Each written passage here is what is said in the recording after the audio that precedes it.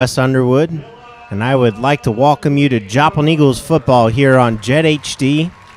Your Joplin Eagles return home after an impressive road win once again last week at undefeated West Plains, where they had an impressive come-from-behind win, making them 4-1 on this early season.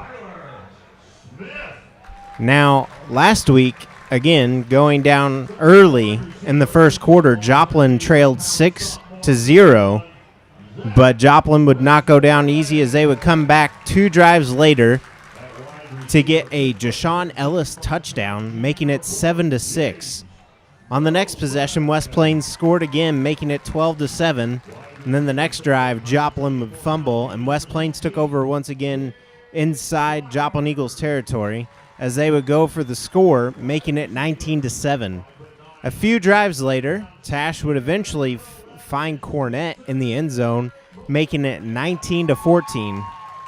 West Plains at the half would have a score of 19-14, and in the third quarter, Joplin would take possession, and Ellis would get his second touchdown of the night, making it 22-19 after Joplin got the 2-point conversion. Joplin picked off West Plains on the next possession, and then Joplin would do the same. To the fourth quarter, we would see our next score as West Plains punted for the second time on the night, and it would be a Westmoreland touchdown, making it 28-19 to Joplin. West Plains would score again, making it 28-26 on their next possession, and Joplin would then turn it over on downs on their next possession. West Plains would then march down the field and run out the play clock. Joplin actually up 28-20. West Plains would then march down the field and run out the play clock. They threw a Hail Mary at the end of the game, and Joplin would win and take a first-place tie in the Ozark Conference, and that's where we come in tonight, as we're going to be taking on Waynesville. And, well, my question tonight here for the Eagles is, can they get that W against Waynesville and make it 5 in a row since losing the opener at the beginning of the season? Joplin, all-time versus Waynesville. In their last 9 meetings, Joplin is 9-0, and the last time that Joplin lost against Waynesville was back in 2007 when Coach Jesse Wall and his Eagles lost 40-19. And ever since then, Joplin has won every meeting, which is 9, and makes them a perfect 9-0 in the last 9 meetings. Now, overall, Joplin against Waynesville is 9-4. So before that, Joplin was 0-4 and is now on an impressive 9-game winning streak, looking to make it 10.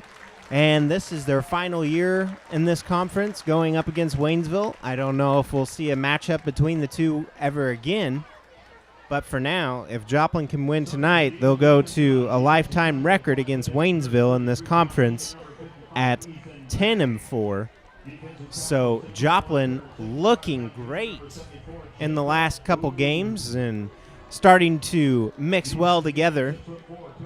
And so let's go ahead and bring up the keys to success for tonight. For the offense, keep doing what you're doing. Ever since week 2 adjustments have been made, this offense has been phenomenal and protecting its backfield very well. Last week at West Plains, the O-line paved the way for Ellis to run for 200 yards on the night. They also helped Joplin see 3 offensive touchdowns. That's pretty impressive from this young sophomore team. And then on the defensive side, well, continue to play big. And once again, last week, Joplin's defense stepped it up after Joplin took the lead on a 63-yard punt return for a touchdown.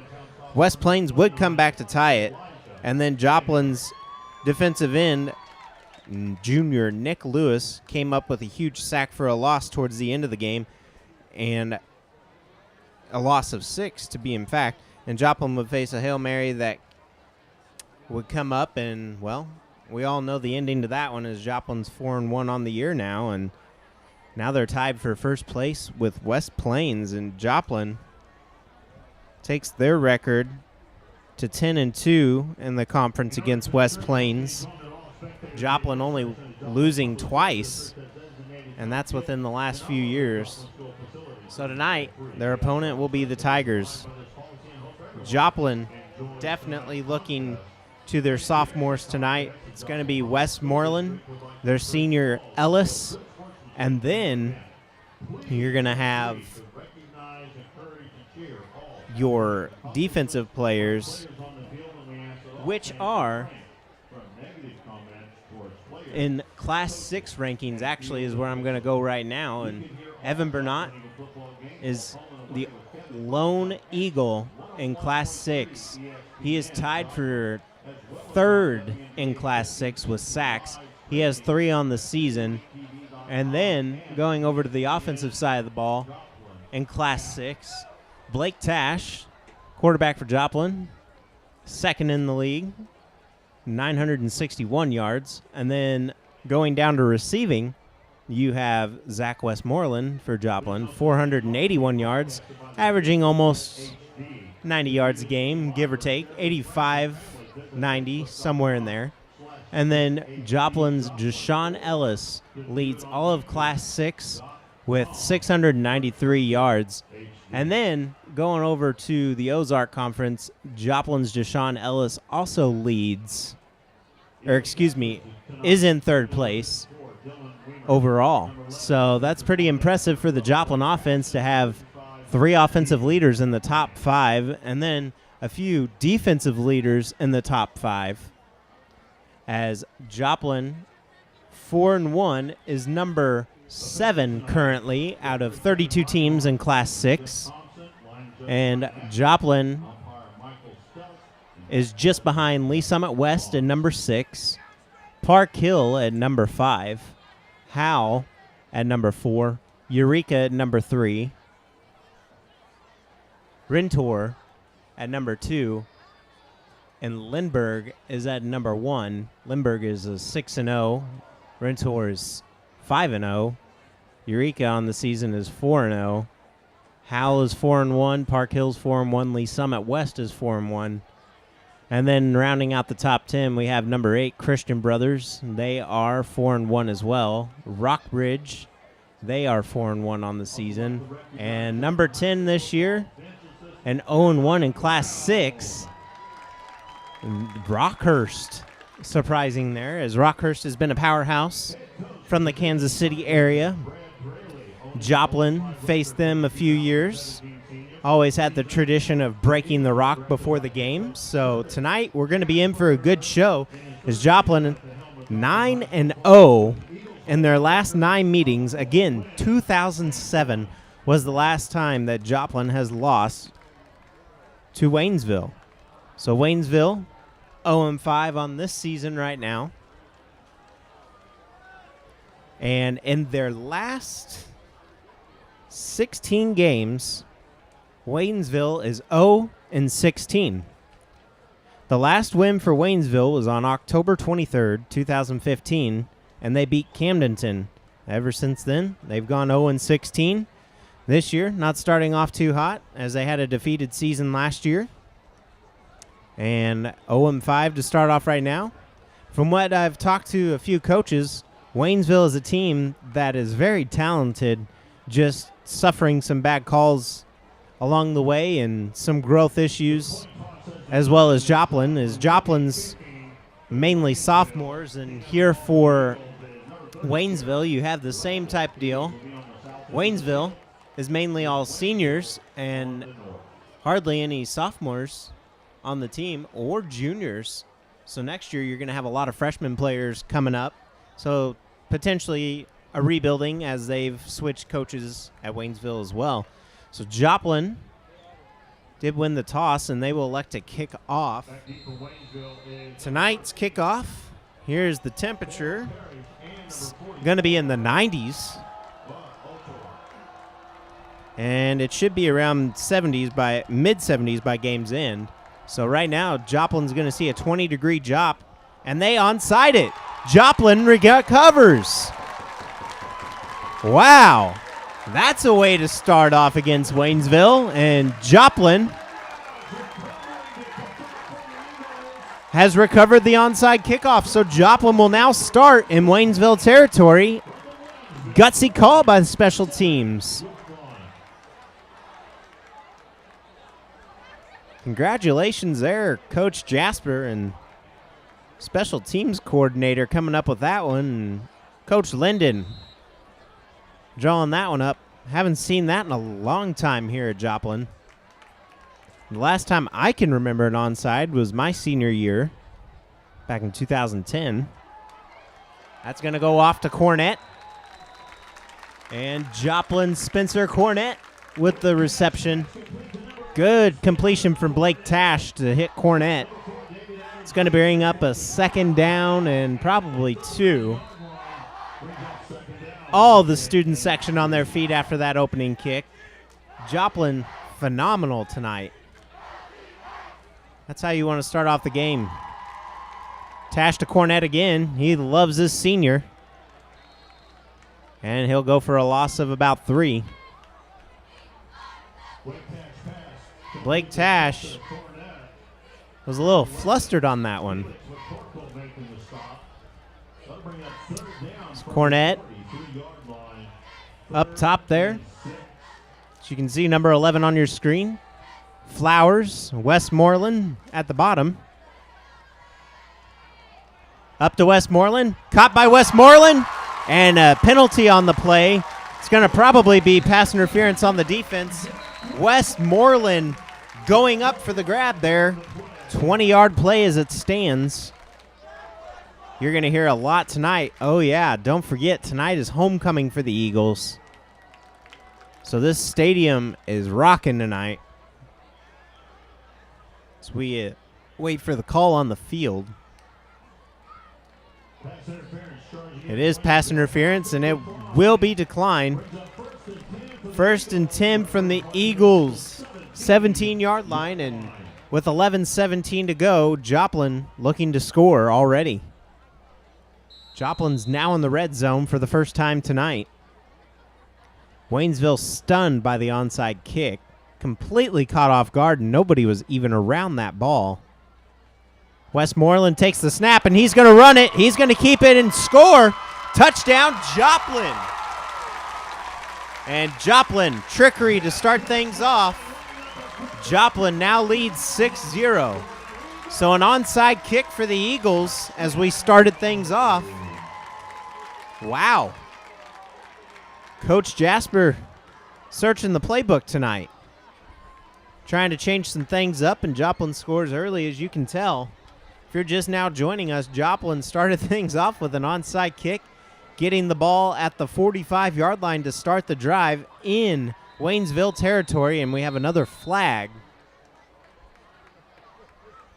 which would set up a 20-yard pass, and it is false start, or excuse me, offsides on Waynesville. So that's 2 mistakes by Waynesville, and we talked about that just a little bit ago. Waynesville suffering from a lot of mistakes this year as well, and that's what's really kept them down in this conference this year.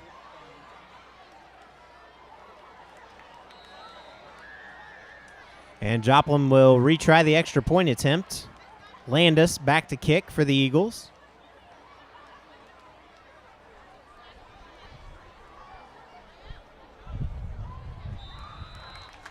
And the kick is up, and it's good. Joplin leads it 7-0. So Garrett Landis for the Eagles had a birthday this week. And there you go. Garrett Landis for the Eagles gets himself his first field goal of the night. That makes him 11 for 13 on extra points this year. So not too bad there, only missing 2 kicks. Didn't start as the kicker for the Eagles, but became the Eagles kicker. So we're now Only 1 minute off the clock into this game, and Joplin looking to make it a long night for homecoming. Literally eating 1 minute off the clock as we are now at 11 minutes, and Joplin's already scored in less than a minute.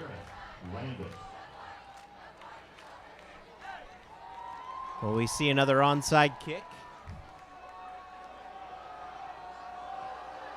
Garrett Landis. A sophomore as well for the Eagles. Good wrap up by the Eagles there.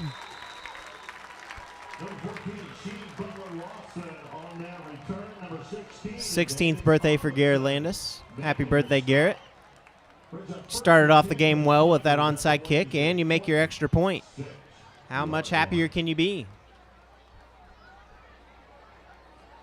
And now Joplin's defense. Again, last week, the defense was phenomenal, and the player to watch tonight is junior Nick Lewis. And Waynesville looking to pass. They do. Caught by number 4 for the Tigers. And he's going to find some open room. So Joplin letting the pass game go early, and that is going to be David Adams Jr., a senior for Waynesville.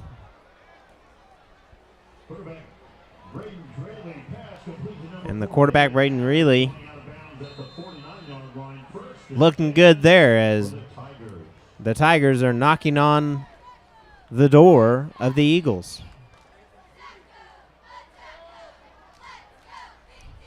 Motion for Tigers, and he'll be stopped just short of the first down. Bring up 2nd and maybe 1. And now the time will start eating off the clock. Joplin scoring quick tonight, so maybe we'll see a lot of quick scores. Waynesville defense not looking too tough. Joplin's defense, a bend but don't break defense. They'll allow some scores and keep it entertaining as they do. And the defensive line for the Eagles holds up there. That will bring up a 3rd down and inches. You would think that he would get the forward progress there, but Joplin's defense held strong, so 3rd down once again. Look for pressure from Lewis for the Eagles.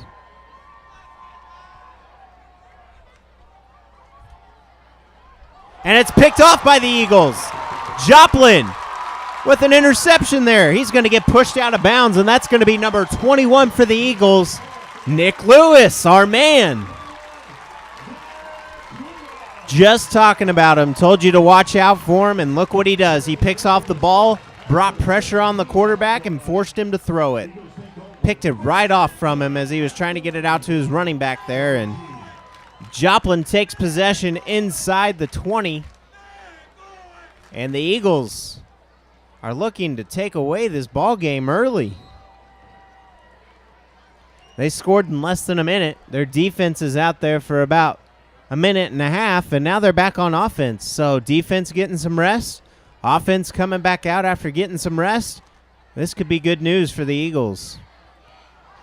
There's Ellis with the run. He'll be stopped just short of the first down markers by about 2.5 yards. So actually Isaiah Davis on the carry, and that's going to be number 20 for the Eagles. He is a sophomore. So Joplin looking strong here. Davis with the carry again. Davis finds some room. He'll break their way and get the first down. So Ellis back in there now. Davis with the block. So good job. It'll be 1st and goal for the Eagles, and they're going to look to score in under just a minute again. Joplin's offense is taking full advantage of this Waynesville team.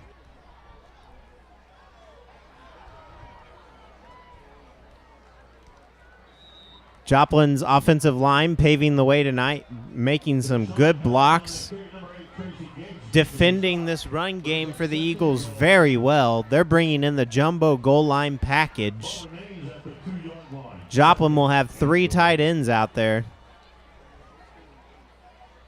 finally eating some time off the clock. We have 8 minutes and 45 seconds left. Folks, we're only 3.5 minutes into this first quarter, and Joplin's looking for their second score of the game. Second down for the Eagles there, and now bring up a 3rd and short. Joplin sticks with their goal line formation. Joplin winning 7-0 right now, and if you're just now tuning in, Joplin with a surprise kick. Onside kick, that is, completely catching Waynesville off guard. And he'll get into the end zone, and that's going to be number 18 for the Eagles. That's Jacob Bartlett. So Jacob Bartlett has a touchdown tonight. Zachary Westmoreland has a touchdown tonight, and we'll get more into Zachary Westmoreland here. An interview coming up in the third quarter. Danley Harbin will be coming and joining me. Former Eagle, former Missouri Southern State University alumni, local man, coaching Little League baseball and football, doing a lot with the community as Joplin makes the field goal there. Score is now 14-0. All Joplin so far. A defensive interception for Nick Lewis, the junior. 2 penalties for Waynesville so far. Both of them big penalties, both 10-yard penalties. Joplin with no penalties. There's the story tonight. Joplin last week on the road. Once again, they continued with their penalty woes. Joplin looking fantastic early on here tonight in just 4 minutes of play. With 8:06 to go here in the first quarter. That's not a glitch on the screen, folks. It's 14-0. The 0-5 Tigers looking like an 0-5 team right now. So Grand Landis will be kicking off for the Eagles. Once again, this is his 3rd kickoff of the night. 2 possessions for the Eagles, 2 touchdowns, 2 trips to the red zone, and another onside kick for the Eagles. And there's a fumble on the play, and Joplin will not come up with it. That will be recovered by number 1, Aaron Imperato. And that is the junior quarterback for Waynesville. So Joplin giving West Plains some field position to play with here, seeing if they can do anything with it. I mean, you might as well give it to them. This game's kind of looking like a little game of Madden going on. Onside kick to start things off. Defensive interception in the backfield. There's number 21 once again, and that's going to be Nick Lewis with the tackle. And that's number 14 for Waynesville. Sheen Butler Lawson on the carry there. Waynesville sporting some new helmets. Looking pretty good. Burnt orange. Kind of like a copper look. As he backtracks, and he'll actually not get the first down, has the first down essentially, and then just gets knocked backwards after he goes backwards. So, number 13 there, Tui Parrish, senior for Waynesville. That's going to bring up a 3rd down and 2 at midfield for Waynesville. The last 3rd down situation, Nick Lewis picked him off as the quarterback made a terrible throw. He's going to hand it off to number 4. The Eagles are going to stop him in the backfield, nowhere to go, and Joplin's going to get the ball once again. 4th down, unless if Waynesville wants to go for it this early. It's been a half of trickery already. 6:59 to go here in the first quarter. Joplin on top, 14-0. Joplin onside kick. getting that, turning it into 7. Zachary Westmoreland with that score. Joplin now back to return the punt, and Westmoreland will be deep for the Eagles. Wow, nice hit by the Joplin defensive player there, number 55 with the the push in there, and that's the senior Ethan Vang. Ethan Vang, talented player, injured a year ago, playing through that injury, and this year healthy, trying to get back into the full swing of things. Talked to Coach Crane, offensive coach for the Eagles, and he was telling me about Vang and how big it would be if he could have a breakout year this year. And we're 5 games in. And right there, that looked like a pretty big hit. If he can continue to play that way and play his heart out, he will have a great rest of his senior season.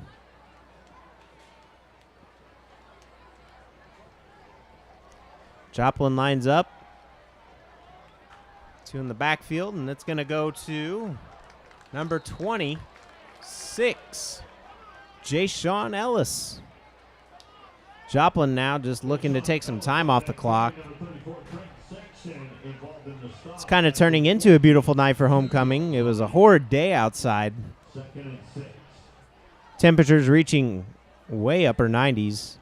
90 at kickoff, going down to about 76 by the end of the game, so mid-70s possible. Joplin looking hot, though, like the weather. Almost a Jay-Sean Ellis breakaway there from the defense. Just a little miscommunication there between Tash and Ellis.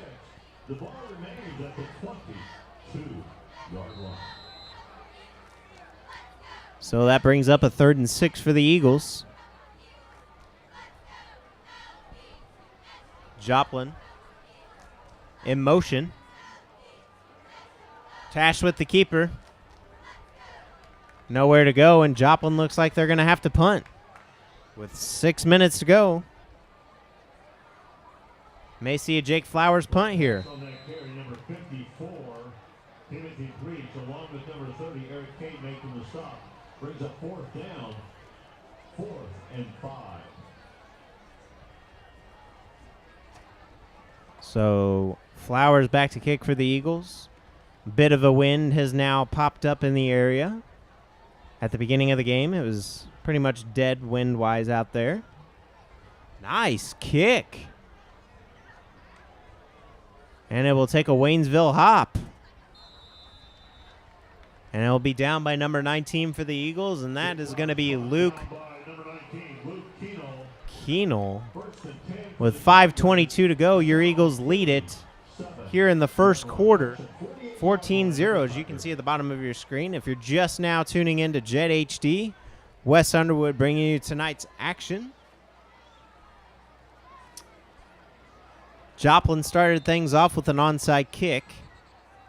Beautiful perfection kick, as Joplin had nobody in the area, and they just went ahead and got it. And that will be a pass to number 4, who's been the workhorse for Waynesville tonight. He will not get the first down. He'll be just shy. He'll bring up 2nd and inches. Westmoreland would end that first drive after the onside kick. He would get the touchdown on a 15-yard keeper. He was set up as the quarterback on that play. And then the next drive, Jay-Sean Ellis busts one through, and he got himself a touchdown after a Nick Lewis interception. Almost picked off by the Eagles and in again, right through the hands of number 21, Nick Lewis. He's looking to have himself a night here on homecoming, and I can't even imagine what he's going to be like for senior night. He's a junior, but he's playing like a senior right now. 4:42 to go.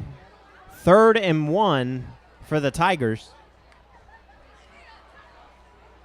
They're going to run it and get the first down by a hair. With 4:37 to go, the chains are going to move. The clock is going to stop for ball. So Joplin's defense Bending, but not breaking quite yet. We'll see what they do here on this drive.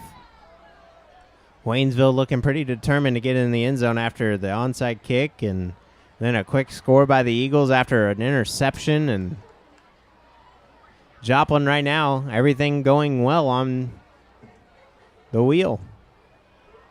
Back to pass for Waynesville. He'll chuck it up in the air. And number 4 will drop it in and out of the hands. That's going to be David Adams Jr.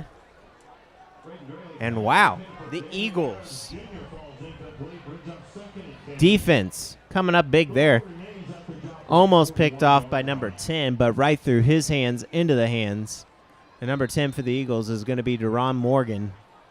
He is a junior, one of the few for the Eagles. They're going to run the ball with number 14, stiff arms. And that is going to be Sheen Butler Lawson. So good stop by Bartlett there. That'll bring up a 3rd and 9 for the Tigers. 4 minutes, 7 seconds on the clock. And this half is starting off long. So the Eagles open things up, score quick again after an interception. Onside kick, so special teams, check. Offense, check. Defense, check. Special teams, check. And defense not showing up there. Everyone's showing up tonight for the most part. A few plays here and there. So Joplin allows them to move the chains again. Joplin's defense probably a little tired. Not getting much of a rest on that drive.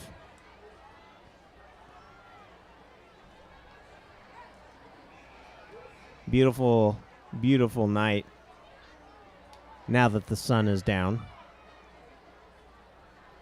I am almost certain the players are enjoying it. Quarterback keeper, and he'll be brought down for the sack by a flock of Eagles.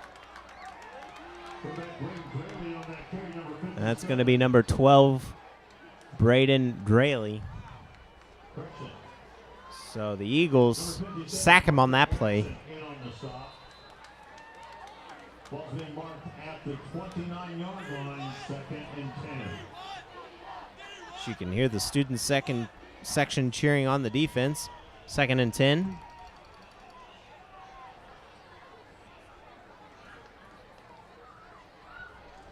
Thanks for tuning in to Jet HD.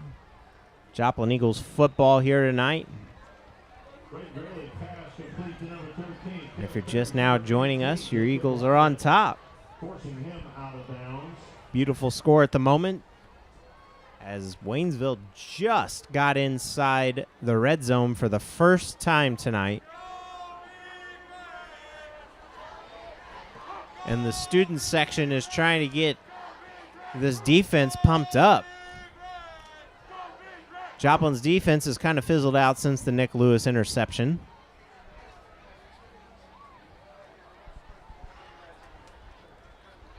So with 2:59 to go here in the first quarter, that pass not going anywhere is straight into the ground. Durley's pass. No thinking where that was going with 2:55 on the clock. So bring up a 2nd and 10 for the Tigers, and Joplin trying to keep that red zone defense intact. Another quick slant to the side, and we have a penalty flag down, and it may be on the offense going back. As of right now, Waynesville is down at the 1-yard line.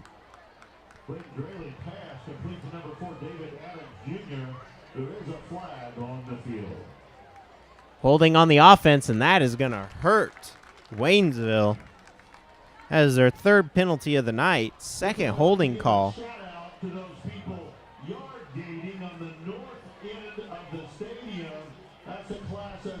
So Joplin getting a break here. After it looked like a 1st and goal from the 1, it will now be a 2nd and we'll see here where the official measurement comes out to. So it's going to be 2nd and 8. So that negates the play. 2nd and 8 for Waynesville, and Joplin's defense looking to hold strong. Number 12 back to pass. And number 4 will pick it up. And once again, he'll go out at the 1-yard line. Pushed out of bounds is David Adams Jr.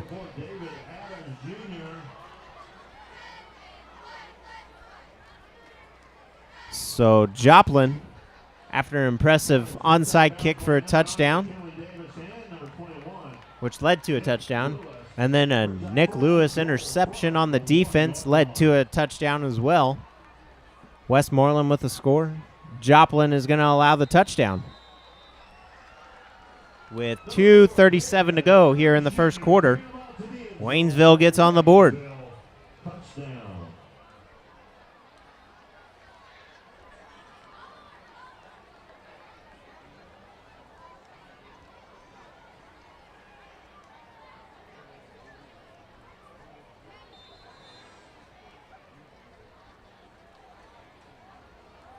So Joplin allowing the first touchdown of the night for Waynesville.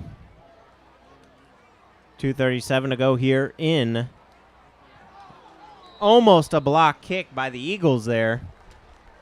2 Eagles penetrating through the line. And it's a 14-7 ball game. Your Eagles on top with 2:37 to go here in the first quarter.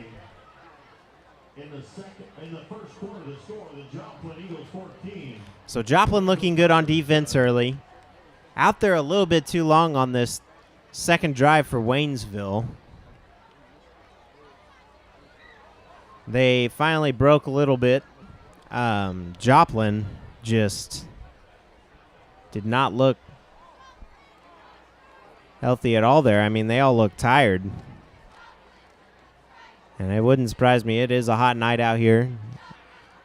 No conditioning can get you trained for the humidity that these guys play in. So you got to stay hydrated. Definitely looking. Most injuries tonight probably going to end up being around cramps and dehydration. So tonight's a good night for the medical staff here in Joplin. Guy that leads that is Mr. Tracy Saunders. Great guy, been here for a long time. Westmoreland back to return. And it actually goes to number 20 for the Eagles. And he'll find some room. Good return there. And that's going to be Isaiah Davis, the sophomore. Zachary Westmoreland right behind him, just in case if he fumbled that football. I'll tell you one thing, you probably won't see a fumble on special teams anymore this year. Joplin did do that in one game, and I'm almost certain that special teams coach Alan Lennon got onto him for that one. And they've also allowed one 96-yard punt return for a touchdown. So Joplin's offense coming back out with 2:30 to go. A little bit closer this time. And Ellis will be held down. He may gain maybe a half a yard there.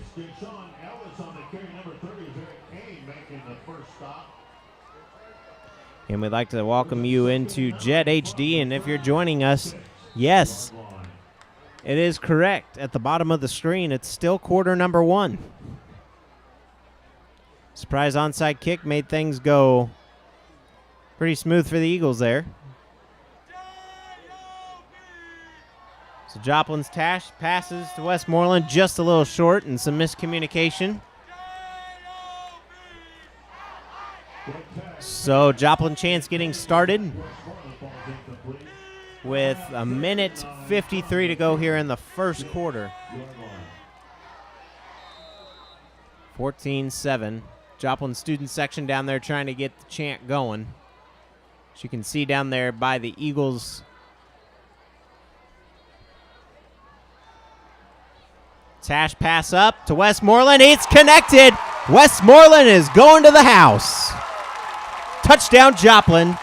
And that's actually going to be number 4 for the Eagles, James Moman. From up here, it looked like Zachary Westmoreland for the connection again, but Moman gets the connection, and that's going to be a 60-yard bomb for the Eagles. So Joplin back on top by 14 here in a minute. Right now leading by 13. Joplin with 20 points here this far.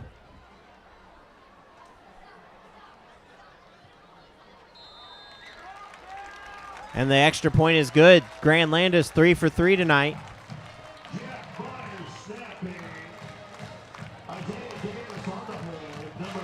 So, excuse me, Garrett Landis. I've been calling him his brother's name all night.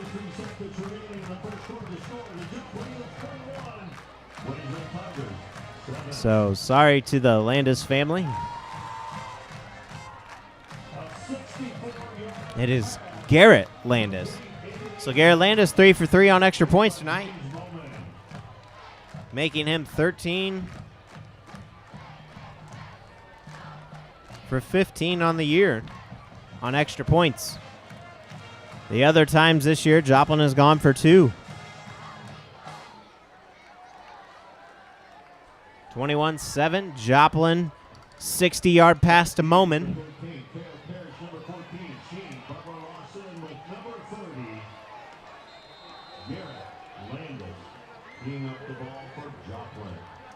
So we have an Ellis touchdown, a Westmoreland touchdown, a Moman touchdown. Now we just need a Spencer Cornett touchdown for the Eagles for the trifecta. And then to go for 4, we're going to have a QB run as Flowers a little late to the action.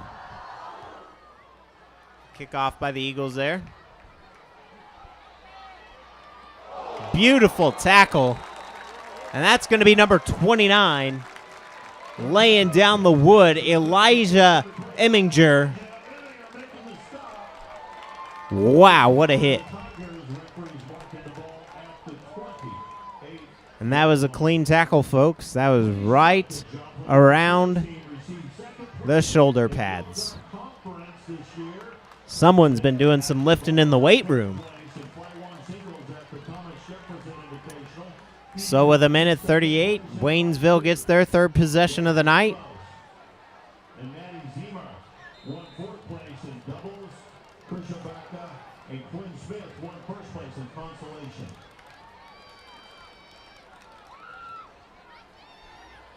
And Waynesville going to move the ball a little bit as number 4. Okay, number 14. Stand corrected there. Sheen Butler Lawson brings up 2nd and 7. 3-yard carry there by Lawson. So number 16 for the Eagles comes off the field, and that's going to be Aiden Thompson. Offensive unit down on the field, talking up what they're going to do on their next drive. Almost another pickoff through the hand of number 19 for the Eagles, and that was going to be Luke Cannell. And so number 5 for the Eagles, or excuse me, for the Tigers. And the Esposa, excuse me. And Waynesville once again knocking on the door of Eagle territory. And don't get in. The Eagles bowl up there. Number 14, Shane Butler Lawson, stopped by number 21, Nick. Shane Butler Lawson for the Tigers there. 2nd and 8 from the 49-yard line. With 50 seconds and winding down, the Joplin Eagles look to hold the 21-7 lead going out of the first quarter. 2nd and 8 for Waynesville.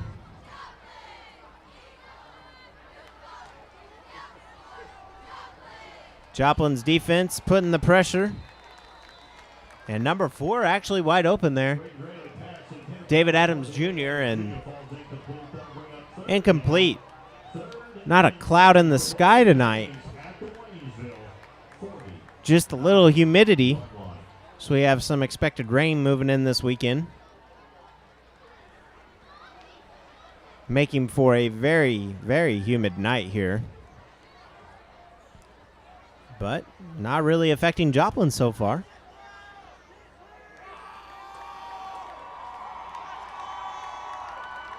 Joplin's defense sends 3. No one in the area. And are they going to call intentional grounding there? No receiver within 5 yards. I mean, legally, the closest receiver was within 6, and they're kind of meeting down there about it to see what happens.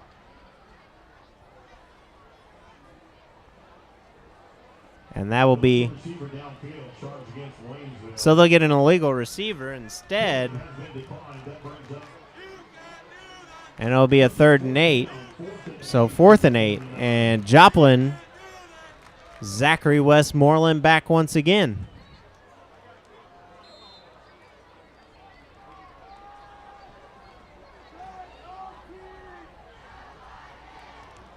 And Joplin chance starting up again. 25 seconds left in the first quarter, and it's not over, folks. Westmoreland can run kickbacks, and Joplin's defense lets them through. And that's going to be a running into the kicker. Sorry. Fair catch interference. Fair catch interference. But we'll see. Because I do not believe. Indeed it was. So fair catch interference on Waynesville. Coming back. And we'll see what happens here.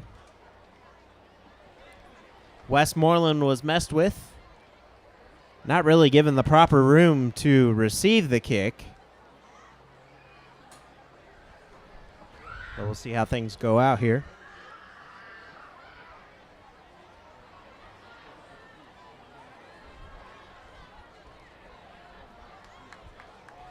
And that's going to move the ball back, and we'll see what goes on. Yep, kick-catch interference. So Joplin will get a 15 yards added to where the ball landed. So Waynesville thought they got the advantage there, and that's their 4th penalty of the night. Right now, Joplin winning the category. 4 penalties for Waynesville, 0 penalties for Joplin. Tash motions his receiver Flowers. Ellis is going to break out to the side. Ellis breaks 2 tackles, but not enough to get around the 3rd, and Joplin's going to lose about 5.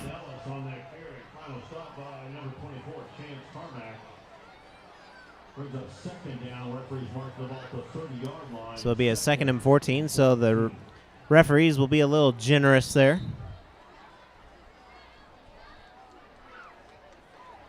As Joplin has not gotten anything started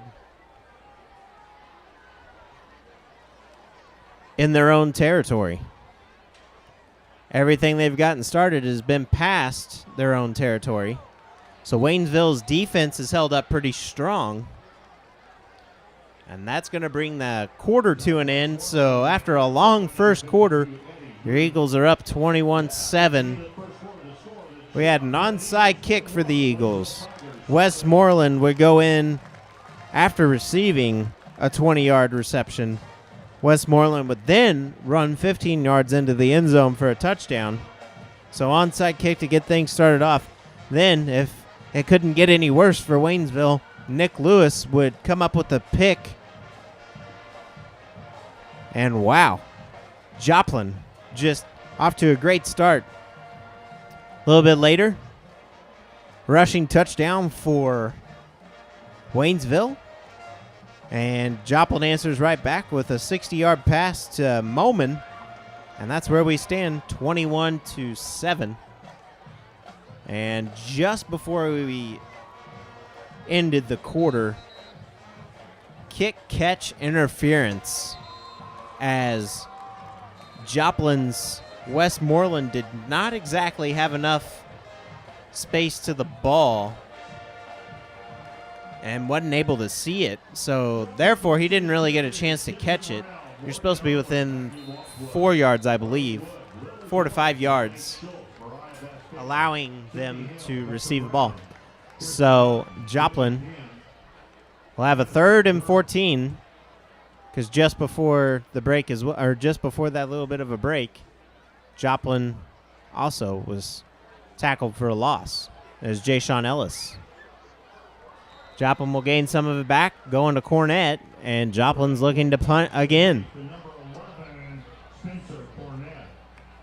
Cheerleaders, we also have Caitlin Roberson, Laura Anderson, Cameron Montoya. So this will soon be the 4th possession for Waynesville tonight.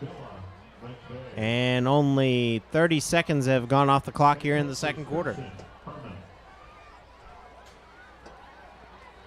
Joplin on their 5th possession of the evening. Joplin up 21-7 if you can see your screen. And a pretty good kick by Flowers. Gets a Joplin bounce. It's going to go into about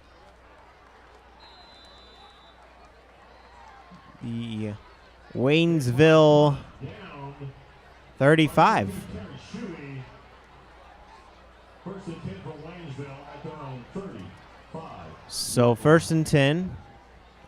Tigers with a minute taken off here in the second quarter. Welcome to homecoming here at the Dewey Combs Sports Complex. Dance will take place later tonight after the game. 11:06 here to go in the second quarter. And a long shot down the field. And they're going to call pass interference on the Eagles there. I thought he had a pretty good shot at the ball there.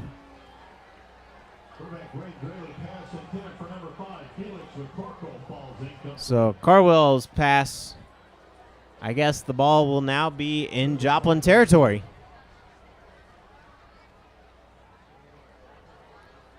And Joplin's going to beat themselves up over that one. First penalty of the night for Joplin. And it's going to be a doozy.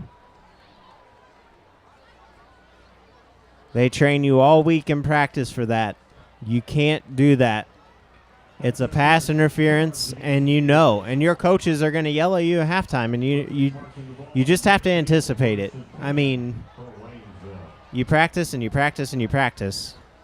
So Waynesville will now get the ball at the 50. It was a 15-yard penalty.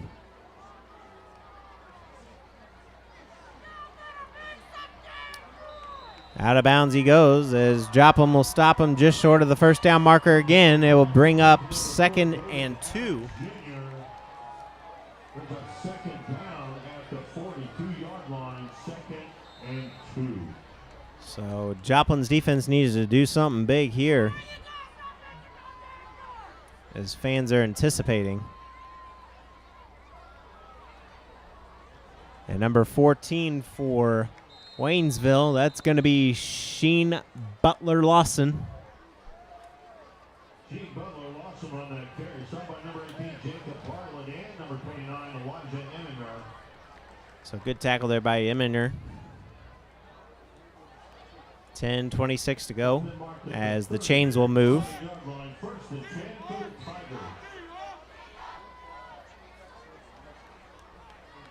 And the clock continues to wind down. Almost 2 minutes taken off the clock here. Folks, we started at 7, 45 minutes. And they'll go down the field again. Too hard through the hand there. That was Felix.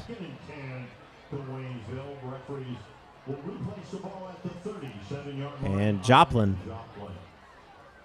allowing 2 minutes off the clock here.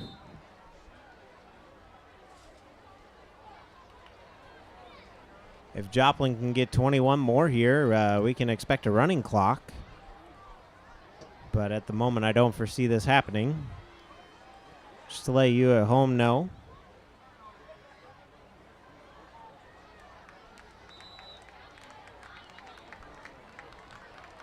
And the clock continues to wind down. That will bring up third down and about 6.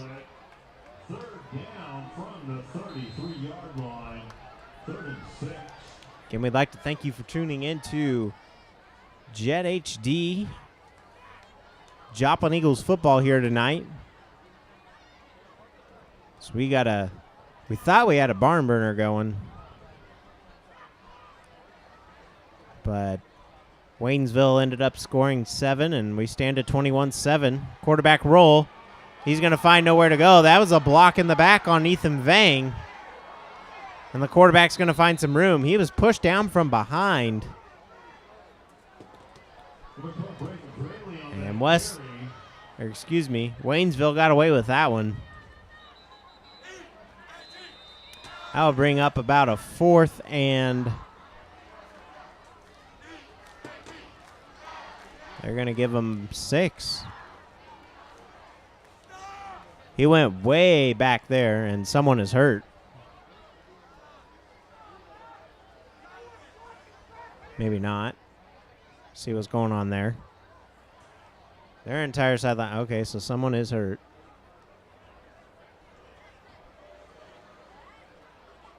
Can't quite.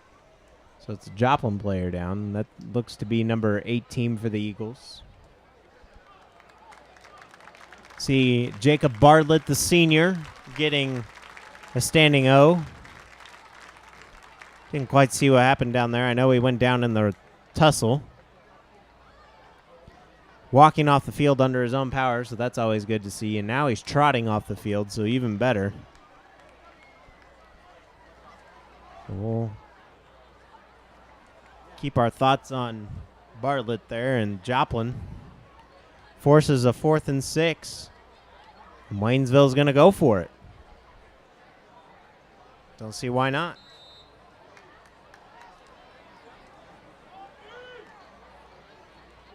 And 12 back to pass. Finds nowhere to go. Almost another sack. Joplin's going to stop him. He was pushed out of bounds, and the referee didn't see it. So it'll bring up a...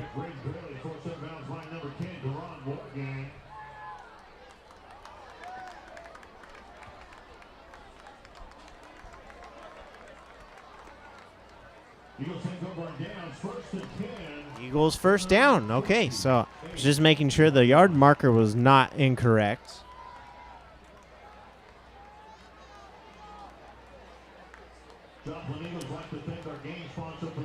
So 9 minutes to go here in the second quarter. Joplin on top 21-7, taking over on downs.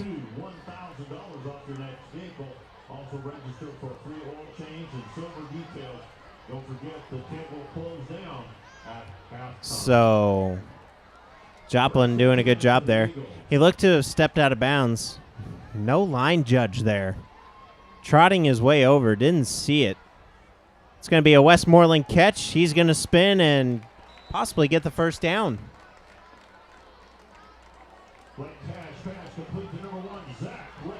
And he does. Zach Westmoreland spinning forward for a first.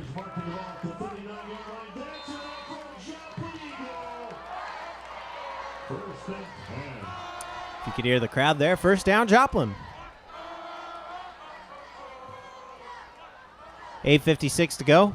Tash back to pass. He throws it deep. Westmoreland finds him. And Westmoreland looking to go all the way to the end zone as he signals touchdown. That's his second on the night. And let's see what the flag is. It looked to be defensive pass interference, but it could be offensive. I mean, Westmoreland didn't even look back or mess with him. From up here, it looked like. And they're going to talk it over. This flag is down. Joplin 27, Tigers 7.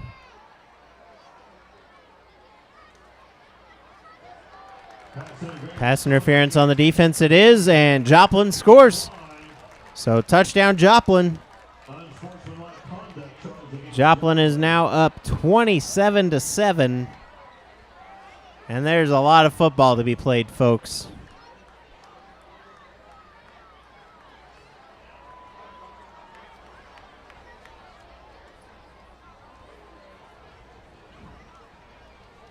Penalties decline. Touchdown is good.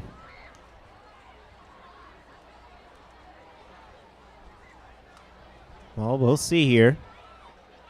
So they're bringing it back.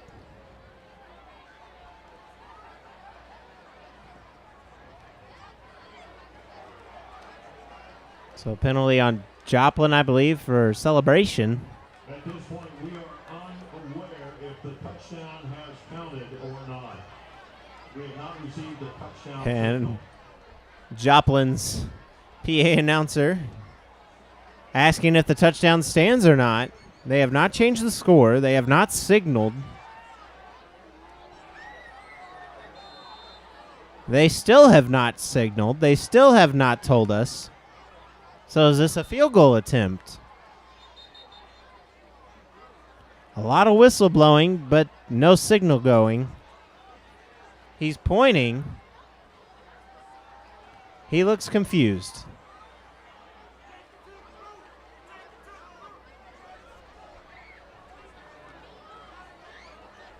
He thinks it was a touchdown. I read his lips. We still have not received a touchdown. So I read his lips, folks. And there he goes. He confirms. Oh, my. There's always a first for everything, folks. Penalty was on Joplin for excessive celebration. Landis must be feeling 16 because he booted that in and made it. Landis, 4 for 4 on extra points tonight. And that makes him 14 for 16. Well, folks, I mean, this game is confusing the referees, and it's confusing the fans, and it's confusing the guy here in the PA box as he makes some jokes, and a lot of controversy on the field, no signals, and oh, my lip reading skills.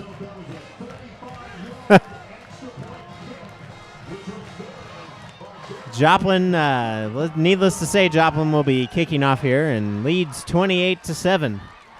Joplin with a 21-point lead.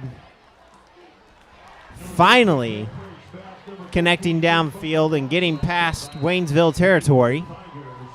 Everything else has been scored inside Joplin territory to start. I mean, it's football 101 for the referees. Their signal yes, no to the touchdown because we think a field goal attempt is happening. Everyone in the stands quiet, and then you hear them erupt as the call was finally made. Joplin will wrap them up at the 25. That's going to be number 13. Saheed Parrish. So with 8:41 to go, Waynesville will finally take over. And they'll take over at the 27 at that. Joplin, if they get one more touchdown, I believe will have a running clock. And it might be 40. It's been a while since we've had a running clock situation.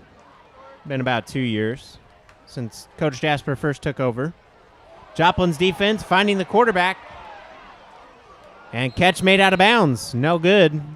Pass intended for number 17. And that will be Jonathan Ray.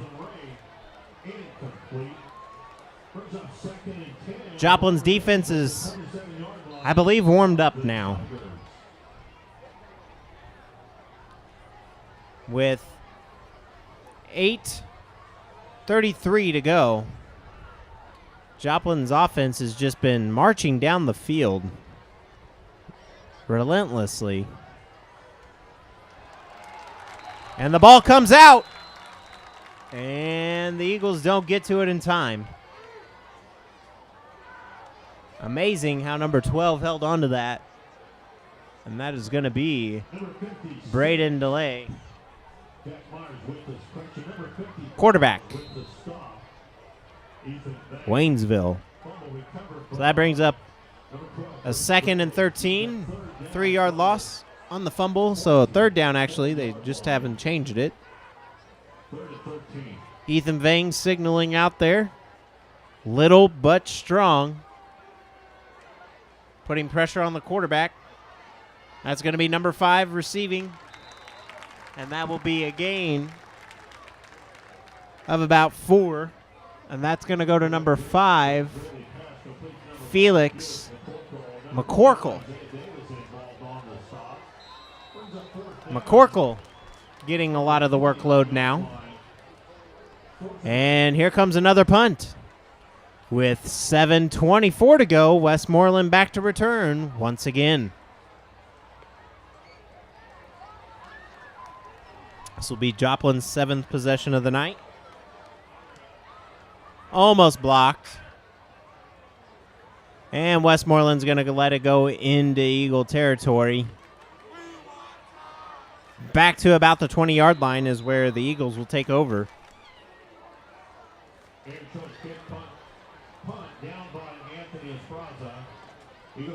So Joplin on top, 28-7. Question of the year is winning tradition back here at Joplin? And everybody that I've brought into the booth seems to think so. 3rd quarter interview coming up. Shout out to former Joplin Eagle Dantley Harbin. Related to Zachary Westmoreland, and you guys can figure out how here in the end of the 3rd quarter. We'll have that interview as Flowers gets the ball. Flowers finds some room and gains about 6 there. Nice little toss to Flowers, and Dantley, good friend of mine now,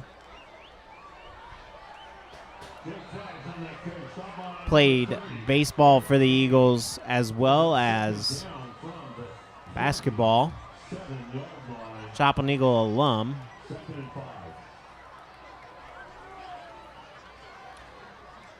And we're definitely going to have him talk about the future here because he does a lot with Joplin Little League.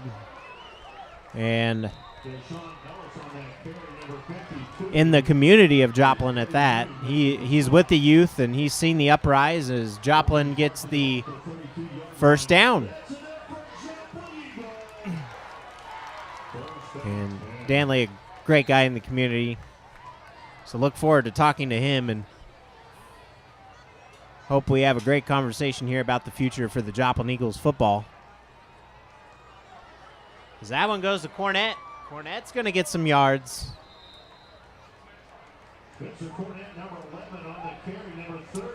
So Cornett gaining about 6 there. Maybe 4, actually. So the ref took away a little bit of yardage. With 5:47 to go, Joplin Eagles on top, bottom of your screen, 28-7. This is their last meeting with Waynesville for a while. This is their last year in the Central Ozark, and Tash takes a hit and gets back up like a champ. I was also told by Joplin's offensive coach, Matt Crane, that they would like to be able to run Tash more, but they don't want him to get hurt this early in his high school career. He's kind of underweight for his position as they look next year to get him up in his weight class so he can fill the quarterback position well.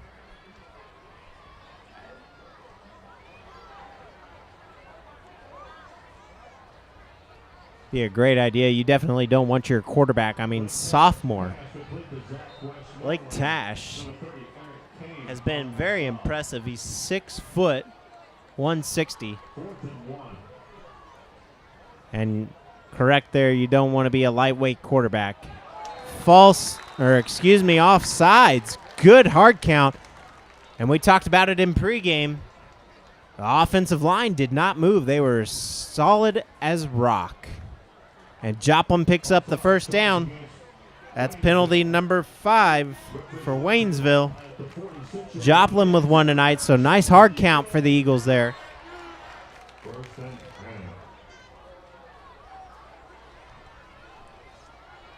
Brings up a 1st and 10. Eagles sniffing Waynesville territory. That ball's going down the field. A little pass interference again. There was some bumping going on. And that's going to be number 5 running into, that's McCorkle running into Westmoreland. And that's about the only way you're going to stop Westmoreland tonight is to bump him out of bounds, push on him a little bit, or knock him down and get the penalties, because as a defense, you'd rather have the penalties than the explosive offense. You're already down by 21 here in the first half.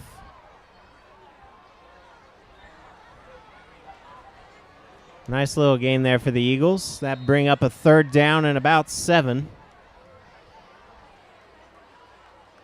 Zach Westmoreland on that carry, number 52, Eddie Yoon making the stop. So good job there by Zach Westmoreland to receive the snap. It's going to actually gain 2 yards there, so 3rd and 8. 3:50 to go. Tash back to pass. Tash finds him. He gets him. That's Cornett. Cornett's going to get some room. He's wide open. Nobody in front of him. Touchdown, Cornett. Touchdown, Joplin. And the Eagles tack on another touchdown.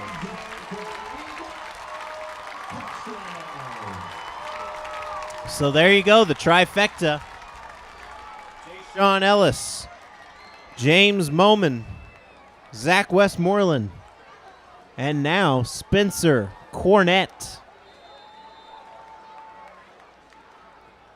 I mean, this is a beautiful night for the Eagles. Everything clicking on offense just like you want it to be. At the moment, Joplin looks to make it a 10-game win streak to end against Waynesville all time. That's a pretty good win streak. And it all started with Coach Buckmaster, who's now at Carl Junction, and we will see him next year as Joplin will be facing the COC.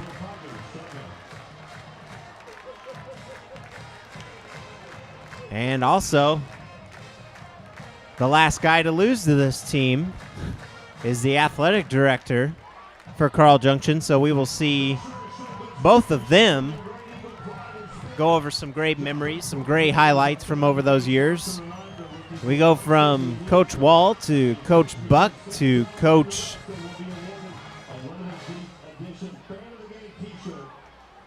Shields, and now we're on Coach Jasper. And Coach Jasper looking to keep his winning streak intact and go for 5. Joplin looks stronger tonight, looks healthier tonight, looks more patient tonight as they only have 1 penalty. Joplin wreaking havoc and forcing the penalty. They'll have 1 more road game this year, and then the last 2 of the season are here at Jung. So number 13 is going to find some room, and he'll be brought down from behind. Good wrap-up tackle. Parrish with the return. And Elijah Emminger getting that wrap-up. So Joplin tonight, homecoming. They'll go on the road for 1 more, and they're going to go to Lebanon.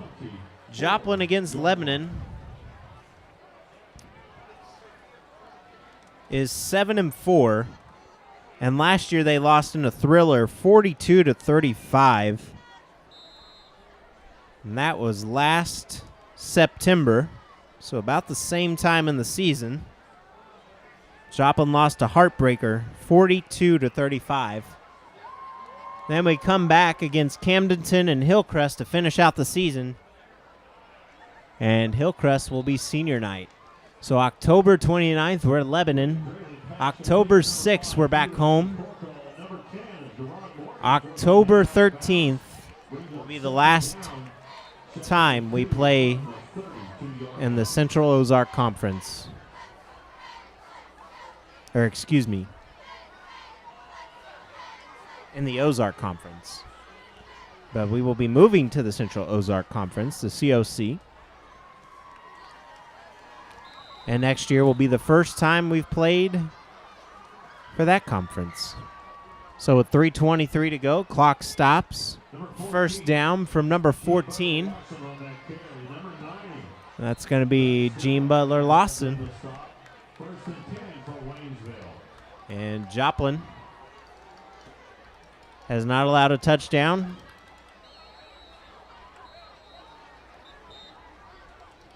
since that first touchdown of the game.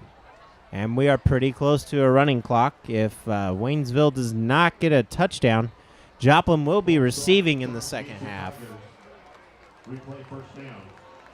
And we will have quite a bit of an intermission with homecoming festivities. We will come back with halftime stats and have a homecoming winner.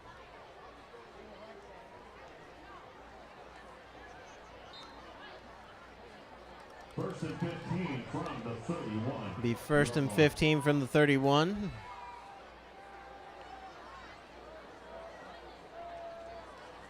Penalty there on Waynesville again. Over the head and the hands.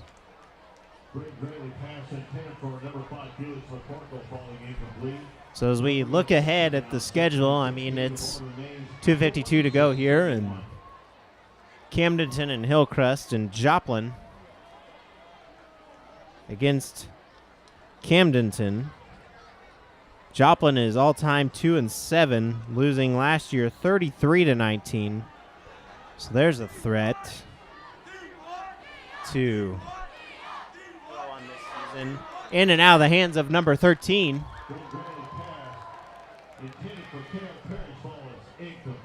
That'll be Parrish.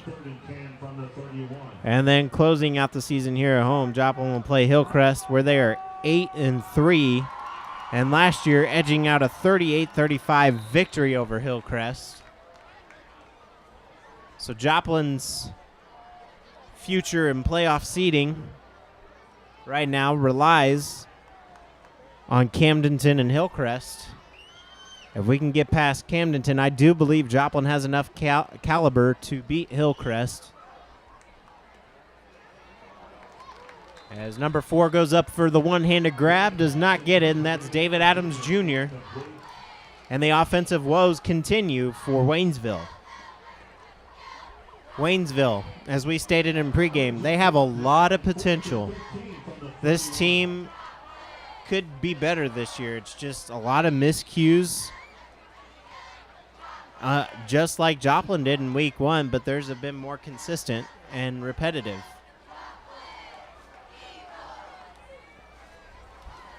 Just a lot of miscommunication. It's not like they really communicate that well. If Joplin can get one more score here, I believe we come out with a running clock here in the second half. Westmoreland fair catches. He secures the ball, and Joplin looks to march downfield one more time before halftime. It's 35-7. First and 10 from the Eagles at their own 40-yard line. Joplin will be at their own 40 when we come back. And so it's been a scoring night.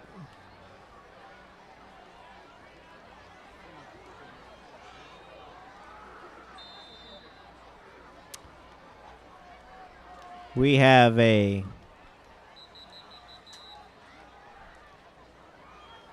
onside kick to start the game. Westmoreland runs it in, touchdown. Nick Lewis interception. Ellis runs it in, touchdown. Moman, 60-yard pass, touchdown. Westmoreland, pretty long pass, I believe 60 yards, touchdown. After a long time of waiting. making the stop. Brings up second down. And then more recently, Cornett with a touchdown after about a 30-yard breakaway. Gets pushed into the end zone.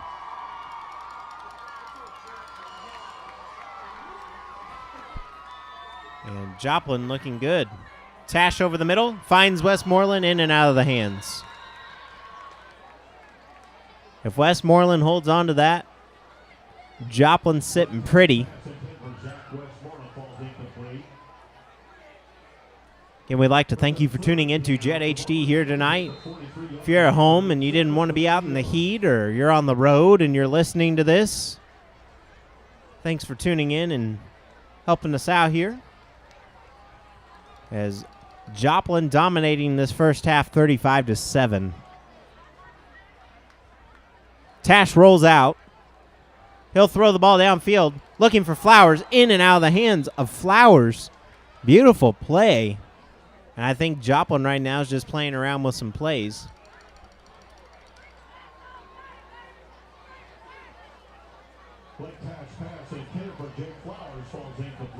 So 1:55 to go here in the first half. Once again, the ball's being marked at the 43-yard line. 35-7 at the bottom of your screen, second quarter. Wes Underwood bringing you tonight's action from the Dewey Combs Sports Complex. Joplin will punt.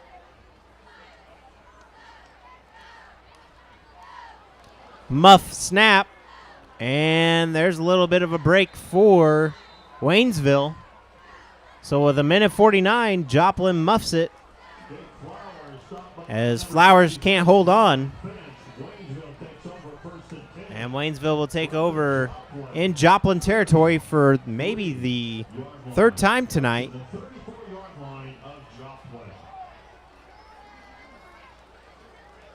So here's another task for Joplin. Waynesville looking at getting a touchdown. Can't rely on the kicker right now as the wind is blowing in their face. Actually, it's kind of a crosswind. Joplin hoping they waste some time off the clock, and they will. They're going to run the ball. Quarterback keepers, he'll run it to the sideline. And Joplin's going to get tagged with the penalty there. I don't see what was wrong with that. He carried through with the tackle. I mean, obviously they're both going to fall there. He tackled him at the marker of being out of bounds, so the hash line, and personally saw a clean tackle there. That's going to be a 15-yard penalty. And that moves him closer to the end zone. There's number 2 on the night. Joplin 2. And Waynesville 6 on penalties. So, I mean, if you're in a penalty battle, Waynesville's winning. But you definitely don't want that. Joplin does play better in crunch situations. And incomplete. And we have another flag. And it's on Waynesville. So I've been joined by a moth. So there's number 7 for Waynesville, pushing them back. So really that intentional hit out of bounds didn't happen. Referee's marking the ball at the 19-yard line. Replay first down, 1st and 15.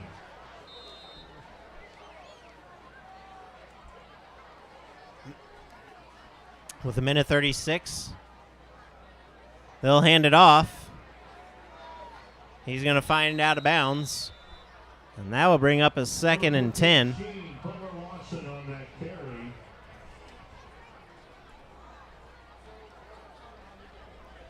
And 1:30 to go now.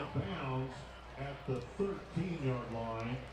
And really, at this point, it's just for pride. Joplin's dominating in all phases of the game and is going to get the ball here in the second half. If you're just now tuning in, it all started with an onside kick, surprise onside kick by special teams unit of Coach Linden, and that'll be a sack for the Eagles.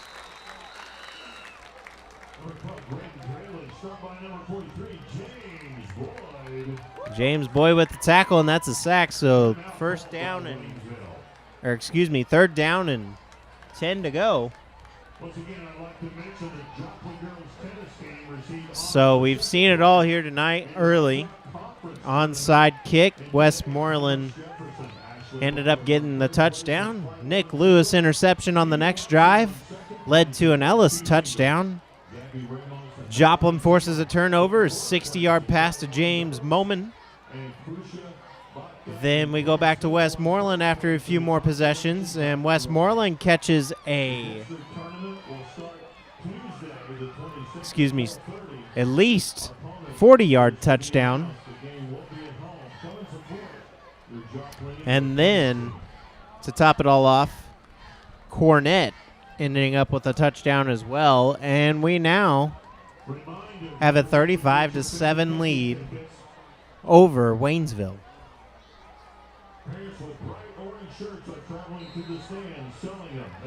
So a minute 23 to go. Timeout number 1 taken for Waynesville. Probably going to take 2 more. 12 back to pass. He's going to find some room and get leveled. It's going to be number 18 for the Eagles, and that is Jacob Bartlett. So he's back out on the field, looks healthy. Brings up a 4th down, and are they going to go for a field goal here? They're going to talk it over. And timeout number 2. It's going to bring up a 4th and 6.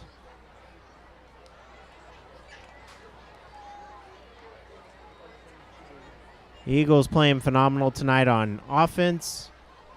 Few hiccups here and there because they're trying some things out, and then on defense, looking pretty good.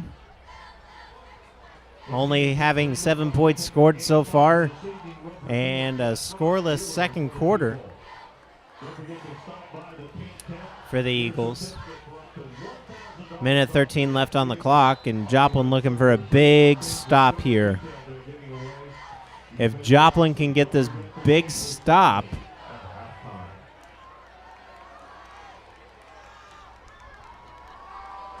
and force a goal line stand, they can just kneel it and go into the half. It's going to take a lot of effort from Waynesville here. So they've been very successful with the quarterback keeper tonight in the shuffle pass.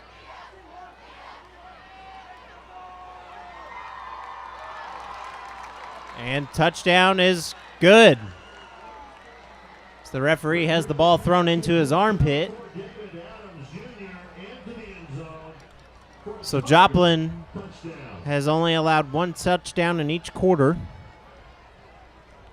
35-14. Eagles on top.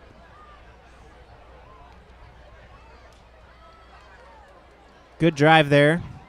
A lot of penalties.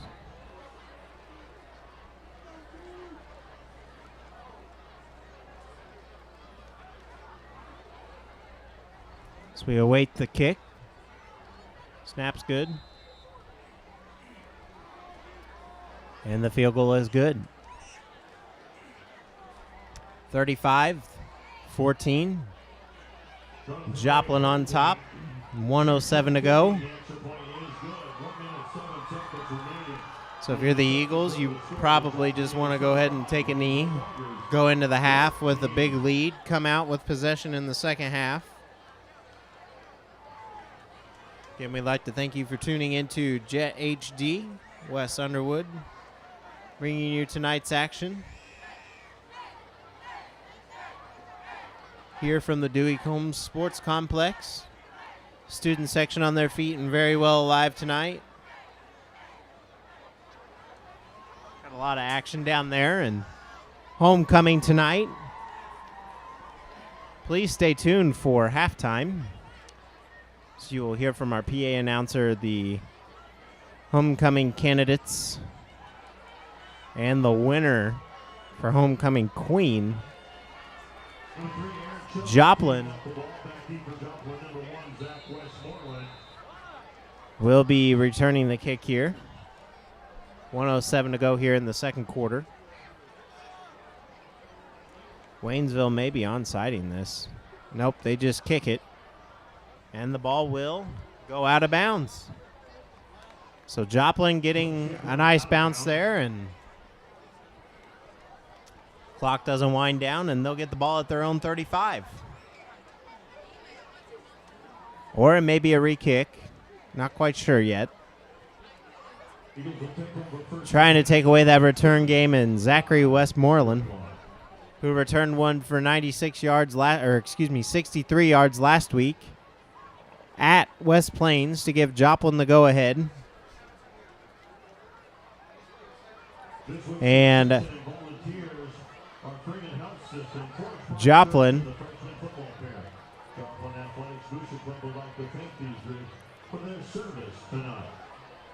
is in formation to throw the ball, so we'll see. Thought they would take a knee here. Be the smart decision at this point.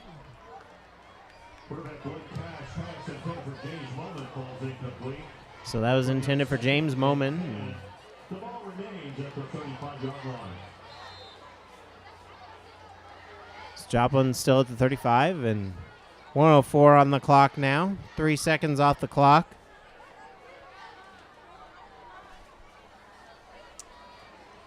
And Joplin throws it out to Cornett. Cornett with a lot of room. He's going to break free. He'll find some side out to the side and get pushed out of bounds, stopping the clock at 56. Pass complete to number 11, Spencer Cornett. Number 5, Felix McCorkle, forcing him out of bounds at the 42-yard line. So the ball will be advanced to the 42, so they actually give him a gain of 6. 3rd down and 3. 56.3 seconds on the clock. And that will be handed off to Jashawn Ellis. Joplin in Waynesville territory again. And if Joplin gets it inside the 30, maybe even into about the 20, and they have some time left, I would try out a field goal and see if you can make it. Tash rolling out. Tash finds his man. And that goes to Westmoreland. Westmoreland over 100 yards on the night. And it's just the first half. Measurement, and we have a timeout on the field.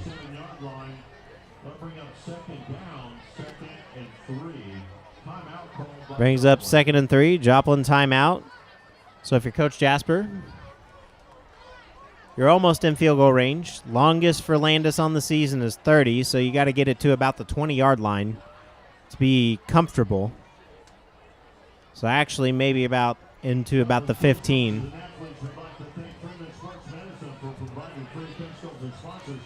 So Joplin needs to get the ball to about the 15 if they want to attempt a field goal, and they need to set it up right in the center of the field. They have 2 timeouts to do so in 35 seconds. Thank you, Freeman, for your continued support of Joplin Athletic. And Joplin lining up in almost the same formation.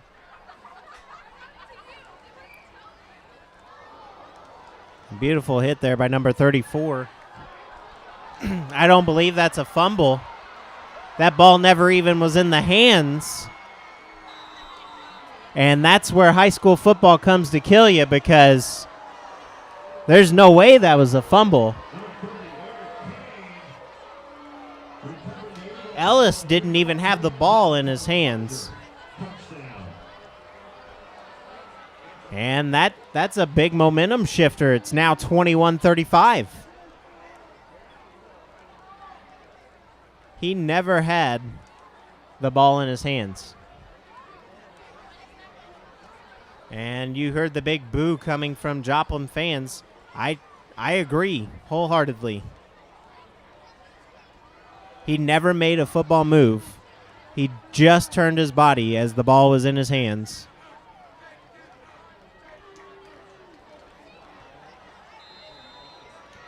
And the score is now 21-35, and the tides have changed.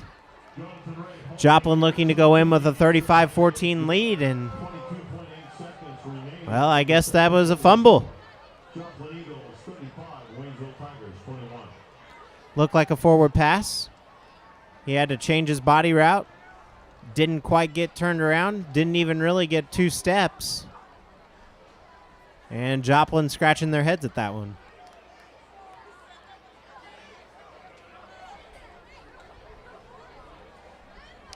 It's definitely one I'll be going back and watching on Jet HD tonight. Maybe even tomorrow. Catch any of these games on Jet HD's YouTube channel. Just go to their Facebook page and you can check that out and tell me if I'm right or tell me if I'm wrong. But from what I saw up here, Ellis did not have possession of that ball. Immediately hit as he made contact with that ball.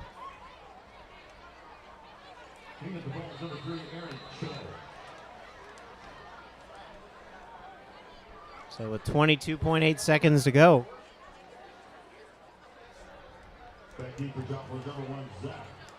And Zach Westmoreland back deep again, and they're going to probably kick one off to the side. No, they go away from Westmoreland. Now we'll go to number 4 for the Eagles. Moman. So James Moman. Number 4, James Bowman returning the kick. Number 1, Aaron Imperato. And now, you almost have to listen and take the knee and go into the half with this lead. They're now down by 2 touchdowns.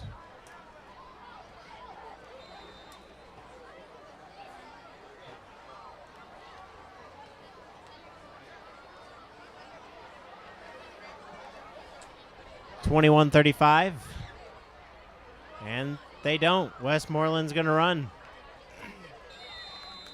Joplin needs to take a knee here. Number 1, Zach Westmoreland on that carry, stepping out of bounds at the 33-yard line. This stopping the clock for the Eagles has not been helping them, 2nd and 5. as the fans do not look very happy. You kind of wonder what's going through Coach Jasper's head right now. You would think you'd be saying, let's get to halftime. Westmoreland, the shifty spinner. Westmoreland finding some room. He's going to break free to the outside. Westmoreland may go. No, he doesn't. And that will end the half. If Joplin would have done something like that towards the end of that last drive, instead of trying to pass it to the outside. So Joplin goes into the half, 35-21. A lot of miscommunications towards the end of this half. Still a play where I think it was not a fumble. Joplin did not have full possession of that. So 20-minute halftime. You guys can sit back and watch, and we'll leave it to the PA announcer for the Eagles. Joplin on top, 35-21. We'll see you back after the half.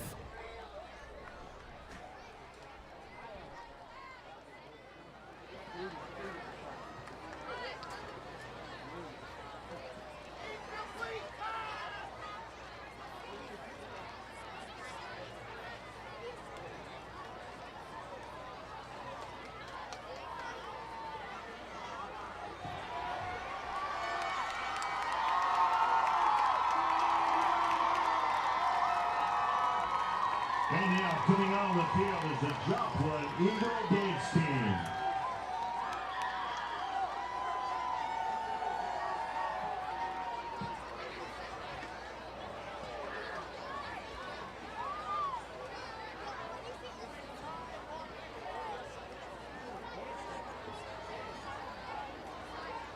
Dance team members include Lily Cornell, Kelsey Harper, Caitlin Hunter, Nikki Tate, Sophia Bazzano Joseph, Marjorie Fantroy, and Wynn, Lauren Fogarty, Sarah Cantra, Julia Iorio, Kaylee Smith, Lauren Smith, Aston Reeves, Addie Cook, Claire McPherson, Belle St. Clair, and Rory Ellington. Head coach for the games team is Abby Holloway.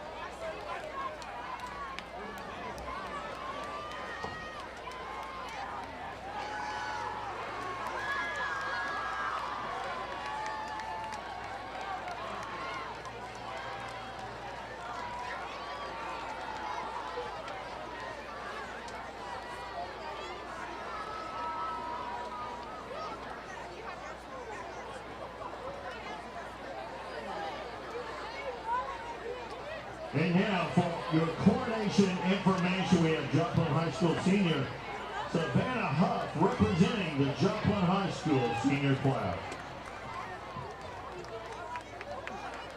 Welcome to Fall Homecoming 2017.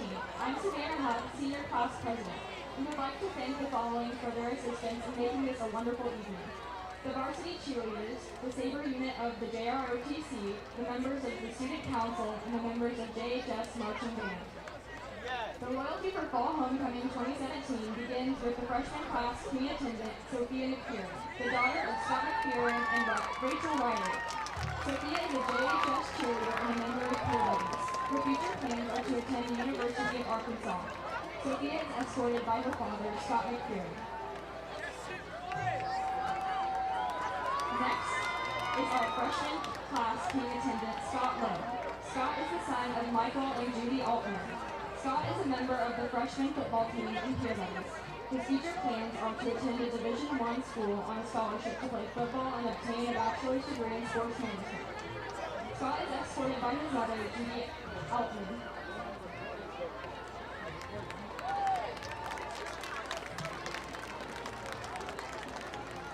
Representing the sophomore class as queen attendant is Haley Mitchell, the daughter of Emily and Sharon Mitchell. Haley is a member of Joplin yearbook staff, Joplin cross-country team, and track, lettering in both sports. Her future plans are to obtain a degree in psychology and work in the mental health field. Haley is escorted by her father, Emory Mitchell. Our sophomore class queen attendant is Evan Gilroy. Evan is the son of Daryl and Jai Gilroy. Evan is a member of the varsity basketball team and was all-district as a freshman. His future plans are to attend the University of Kentucky and pursue a professional career in basketball. Evan is escorted by his mother, Jai Gilroy.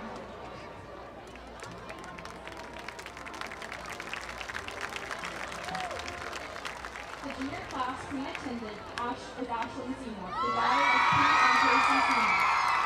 Ashlyn is on the yearbook staff. Her future plans are to attend a 4-year college and obtain a degree in education. Ashlyn is escorted by her mother, Casey Seymour. Our junior class queen attendant is Norman Lewis. He is the son of Norman and Sarah Lewis. Norman is a member of Skills USA, National Honor Society, and Project Lead the Way. He plans on attending Missouri Southern State University and Missouri State University of Science and Technology to receive a degree in mechanical and robotics engineering. Norman is escorted by his mother, Sarah Lewis. Our first Queen candidate is Keaton Campbell, the daughter of Brandon and Lisa Campbell. Keaton is a 5-time sectional qualifier as a member of the cross-country and track teams, member of Sound Dimension, and the recipient of the Missouri Bright Flight Scholarship. She plans on attending Drury University and majoring in writing. Keaton's escort is her father, Brandon Campbell. Our first King attendant is Gabe Cravens. Gabe is the son of Jason and Carrie Cravens. He is the Vice President of Student Council, Boys State Alumni, and a member of National Honor Society. Gabe's future plans are to attend Missouri Southern State University and pursue a degree in psychology and counseling. Gabe's escort is his mother, Carrie Cravens.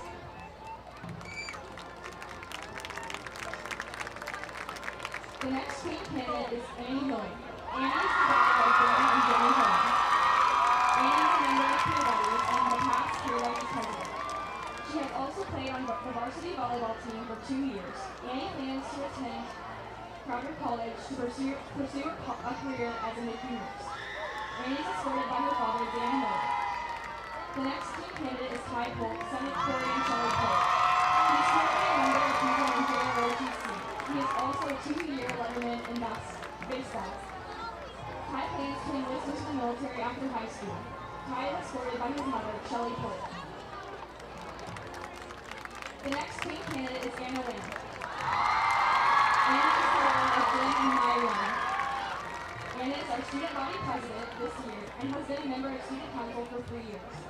She has also been a member of Show Choir and Sound Dimension and historian for National Honor Society. Anna plans to attend the University of Missouri Kansas City to obtain a degree in biology that will continue her education to become a pediatrician. Anna is escorted by her father Jim Wynn. The next King candidate is Jared Sharkey. Jared is the son of Greg and Ellen Sharkey. He is a member of National Honor Society, Key Club Fusion, and has a 4.17 grade point average. His plans are to get his phlebotomy certificate while in school to obtain a degree as a physician's assistant or pharmacist. Jared is escorted by his mother, Ellen Sharkey. The next King candidate is Dominique Schultz. Dominique is the daughter of Jen and Brenda Schultz. Dominique is a member of Cheerleading, Fusion, and Show Choir. She plans to attend Missouri Southern State University to pursue a doctorate degree in psychology. Dominique is escorted by her father, Jim Schultz. The next King candidate is Ryan Sarchman. Ryan is the son of Brian Sarchman and Linda Cummings. Ryan is a member of the JHS tennis team, National Honor Society, and Fusion. He plans to attend Pittsburgh State University and pursue a career in nursing. Ryan is escorted by his grandmother, Ruth Sarchman. Our final King candidate is Laurel Singh, daughter of Robert Singh. Laurel is a member of JHD and is a varsity runner for both cross-country and track, qualifying for state and cross-country. Laurel plans on attending a college where she can run and pursue a degree in psychology. She is escorted by her father, Robert Singh. Our final King candidate is Will Webster. He is the son of Matt and Carrie Webster. Will is a member of Key Club Student Council and National Honor Society. Will plans on attending the University of Missouri for his undergrad, then attend the medical school at Tulane University, New Orleans. He plans to be an orthopedic surgeon. Will is escorted by his mother, Carrie Webster. Crowning this year's queen is our last year's queen, Maddie Campbell, daughter of Derek and Melinda Campbell. Crowning our king is Alan Wilkinson, son of Dale and Connie Wilkinson.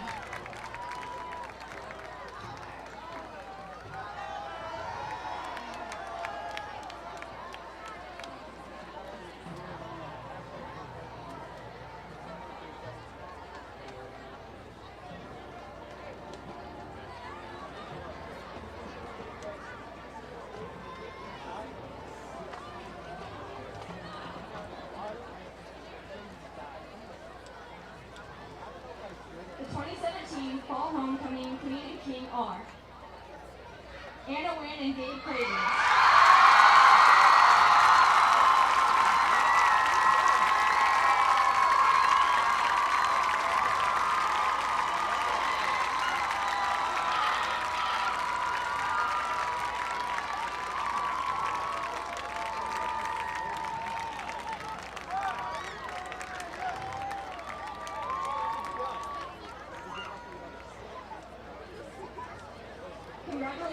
in to Queen Anna and King Gay and their court. Let's give a hand for all the candidates in attendance.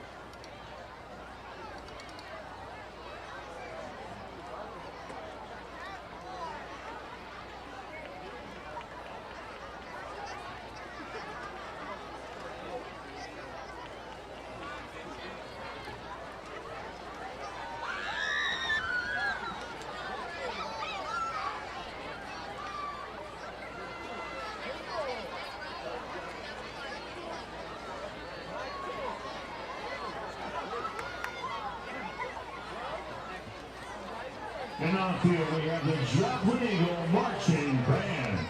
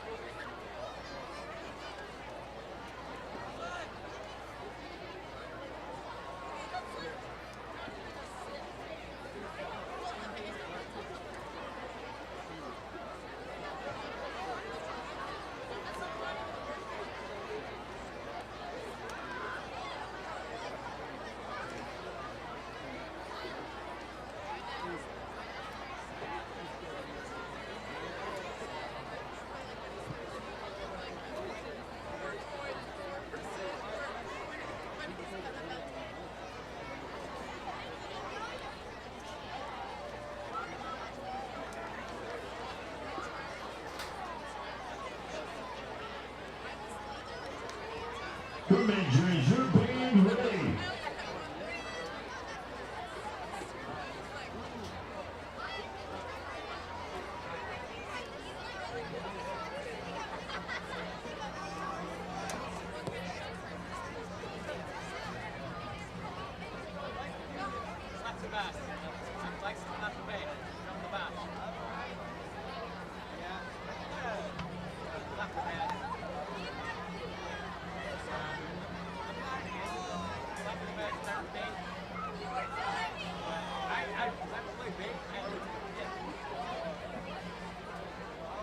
You may take the field.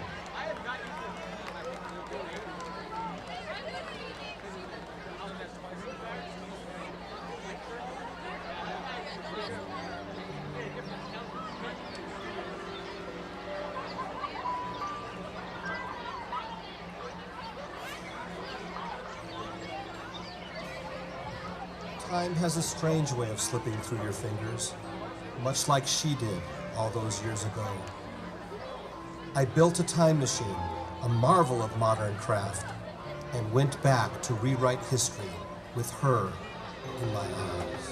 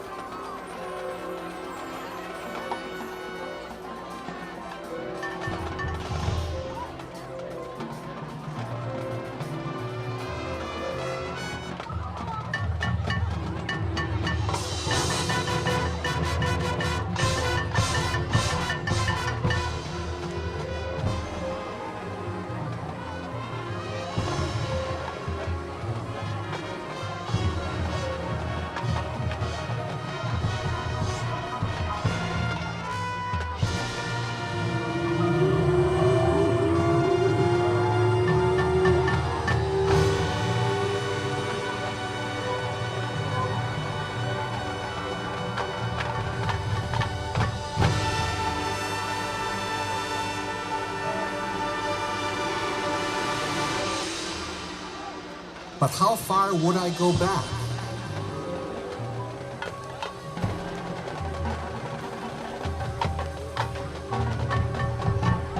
September the 11th, enemies of freedom committed an act of war against our country. One small step for man, one giant leap for mankind. Ask what you can do for your country. 1946.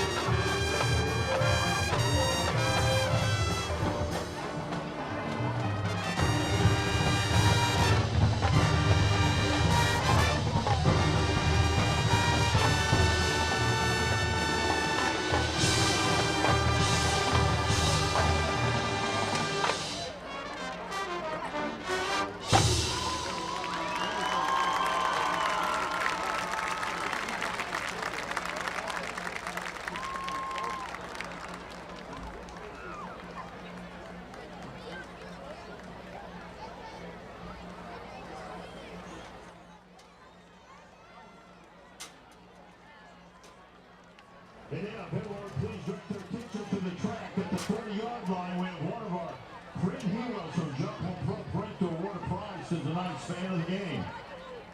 Congratulations, Ashley Allgood, on being selected as a fan showing the most Eagle pride and spirit of tonight's game. As our winner, Ashley is receiving a limited edition fan of the game t-shirt. Thank you to the print heroes from Joplin Pro Print for your support of Joplin Eagles.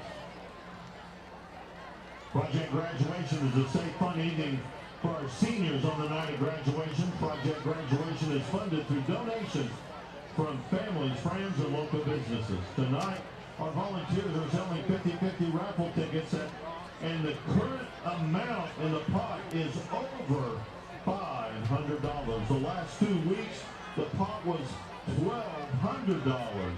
Please find a volunteer in an orange shirt and buy your ticket now.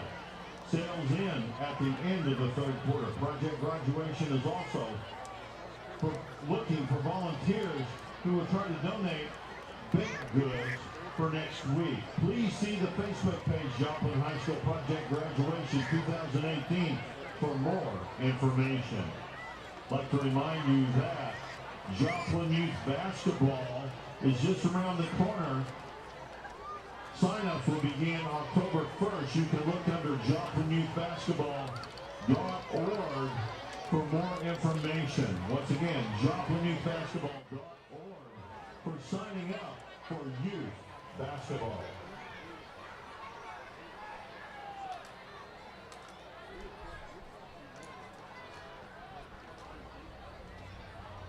Just got word that 50-50 is now over $700. You still have time to buy.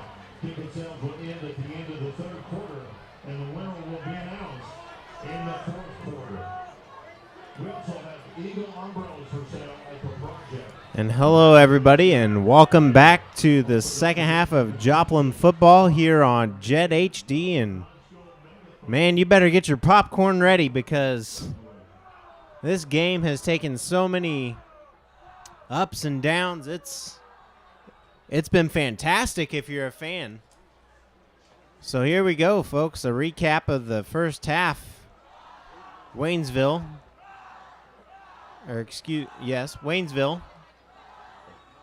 taking an onside kick from the Eagles and did absolutely nothing with it as the Eagles went ahead and scored. Interesting play call there by the special teams, and it worked to the favor of the Eagles. So we had a long pass from Tash to Westmoreland after that, and it was incomplete. And then Westmoreland takes the Wildcat handoff for a 17-yard touchdown. So Joplin led 7-0 with 11 minutes left in the first quarter, scoring in under a minute. Nick Lewis would then come out on the ensuing drive, and he would intercept a third down pass in the flat from Waynesville. Joplin ball was at the Waynesville 17. Jacob Bartlett would score from a yard out with 8:06 on the clock. The Eagles led 14-0. Joplin forces Waynesville into a third and out, and then they took possession at their own 18. Joplin ended up going 3 and out on their ensuing drive and would punt. And then David Adams would score from 2 yards out. Joplin leads Waynesville at that point 14-7 with 2:37 left to go in the first quarter. Blake Tash would then hit James Moman up the right seam and strive for a 64-yard touchdown pass.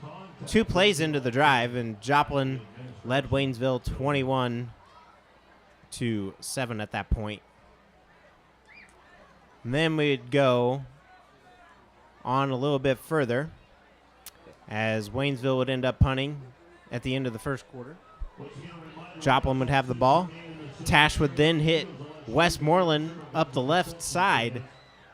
61-yard touchdown, and Landis ended up connecting on a 37-yard extra point after an unsportsmanlike conduct penalty, so it was taunting against the Eagles in the end zone, which would be an excessive celebration. It took forever for the referees to come up with that, but then Joplin would just end up shaking it off and getting that extra point. Joplin at that point would lead 38-7 with 8:46 to go. 35-7. Tash would throw off his back foot and apparently go down the field once again. That'd be 28, sorry, not 38 or 35. Tash would throw off his back foot down the line. 52-yard touchdown pass for him to Cornett over the middle of the field. Joplin would then lead 35-7. Waynesville goes 3 and out. Joplin took possession with less than 3 minutes to play in the first half. Joplin would be up 35-7. Waynesville would come right back with 1:07 left in the half. And it would be a tip pass caught in the end zone. Joplin would then, controversial call going into the half, and a lot of people agreed. I looked on Twitter to find this out. Backwards pass, and Joplin getting the kickoff here. Let's come back from the first half recap. Good return for the Eagles. And they'll get it close to the 40, and that's where the Eagles will come out and take possession here in the second half. So the controversial call, Waynesville had an incomplete backwards pass and returned it for 60 yards for a touchdown. And the play that Joplin scored on was in question and took forever for the referees to decide. Well, then the referees would then go ahead and say that it was a backwards pass, which it was incomplete anyway, and the ball went 3 yards in front of the line of scrimmage. So we don't know where that came from, and Joplin now leads at 35-21. That's how we're at 35-21. Joplin had a very comfortable lead as Deshaun Ellis would take the carry there for a gain of nothing, and that'll bring up a second down. 2nd and 10. So Joplin in this half just needs to take some time and go down the field like they ended the second half there. Westmoreland, beautiful play, ended up running the ball up the field. It's Tash back to pass. He'll find him again. That's Westmoreland. Sophomore, number 1. So we still await some halftime stats, and Westmoreland, no doubt, has been the man.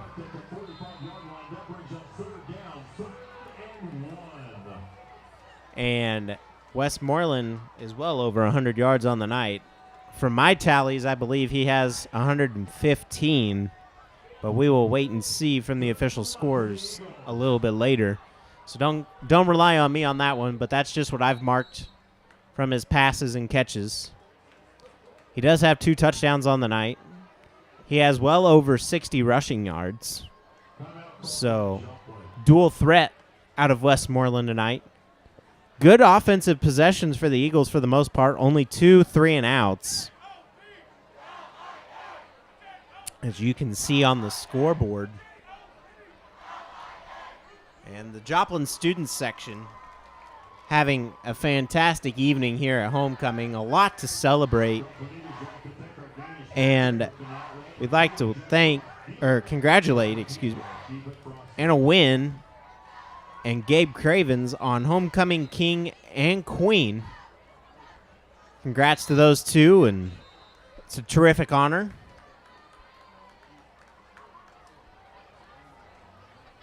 Had a little bit of royalty in my family growing up, as my younger brother was 2012 prom king. So I know how happy they can get and what an honor it is to carry that through and be able to crown the person the next year, and Joplin getting the first down there. So hope everybody has fun at the dance tonight. And hopefully Joplin will pull out this W. I mean, really no mistakes from the Joplin team tonight, as Waynesville has had 7 penalties, Joplin with 2, and there's another flag. I believe that was on Waynesville as well. So Joplin now in Waynesville territory. 10:37 to go. Westmoreland at the top of your screen. Ellis in the backfield with Tash. On the bottom corner of in the bottom middle of your screen, we have Cornett. And the ball is handed off to Ellis. Ellis is going to break free, and he'll gain some as he rumbles and bumbles down to about the 30. Jay Sean Ellis. Phenomenal player for the Eagles. Outstanding senior. Leads Class 6. He is 3rd in the rankings for the Ozark Conference.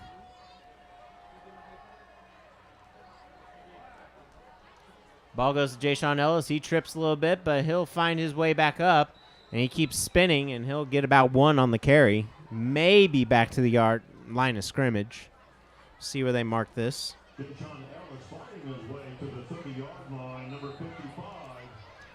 So Jay Sean Ellis having a fantastic night tonight as well. Bursted off into a few big runs, as well as Westmoreland. Ellis with the ball again. He'll find the outside and scurry away for a few more.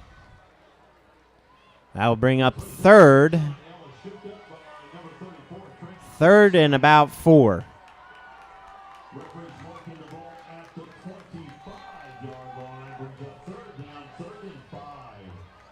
And Joplin is edging the red zone.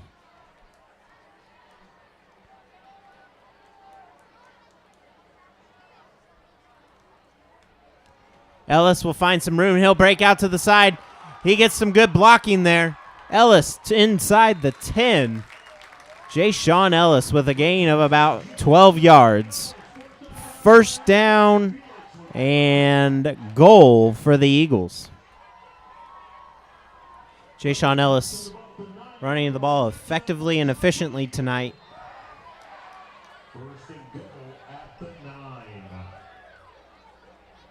And it will be 1st and goal at the 9 as they bring in number 20 for the Eagles, and that is Isaiah Davis, the sophomore.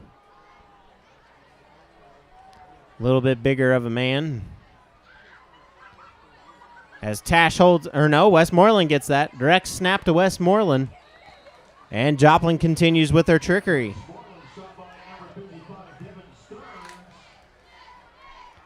So with 8:37 to go here, Joplin marching down the field slowly but surely.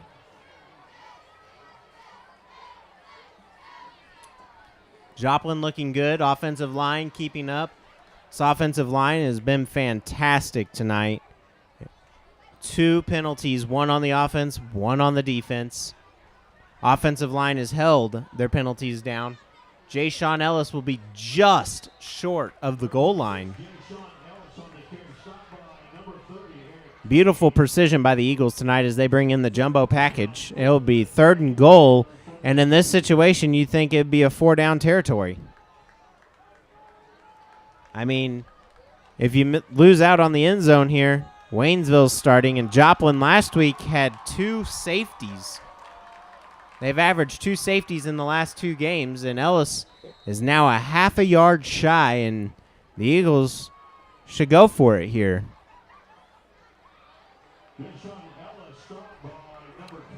If not, it's a fairly decent kick. You're only about 11 yards out. Jumbo package here. Everybody knows where the ball is going. Touchdown Ellis. He punches it in. Get that man a ticket because he just punched 7.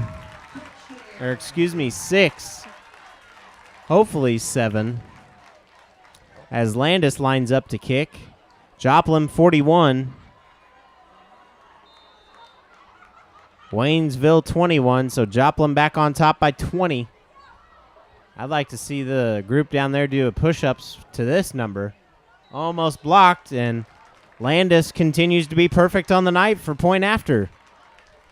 So Joplin, Ellis gets his 2nd score of the night. Beautiful drive by the Eagles.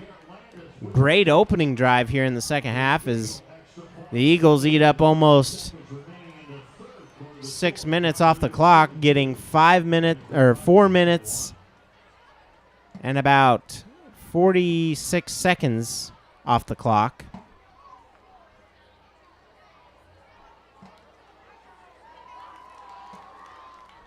Beautiful, beautiful night as it's shaping up to be. Eagles fans can't be happy or can't be sad. They can, however, be happy. Temperatures have died down a little bit of a breeze out there to make things a little bit nicer, and coaches can't be complaining on an opening drive. Actually, that's 2 opening drives now. First opening drive of the game, and then the second opening drive of the game. We had the onside kick to begin, and then we had about a 60-yard, 70-yard drive to the end zone there.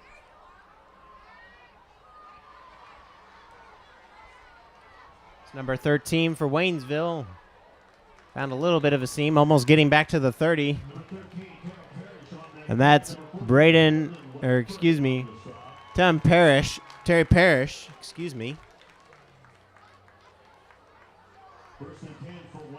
Be 1st and 10 for Waynesville, and let's see if they can start the second half off by getting into Joplin's territory for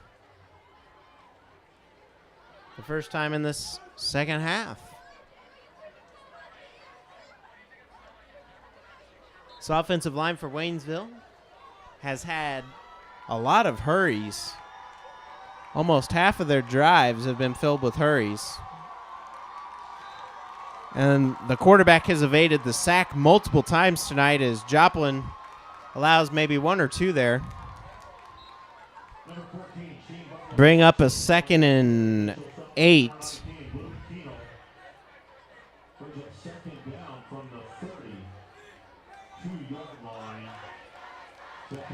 Joplin looking phenomenal here early on offense, just as they did in the first half. Joplin's defense holding up big, and number 18 and number 9 for the Eagles there. That's going to be Jacob Bartlett and McKinley Davis wrapping up the lone Tiger there. 6:12 to go. here in the third quarter. Joplin on top 42-21. And as the pass picked off, it might as well be, as there's a flag.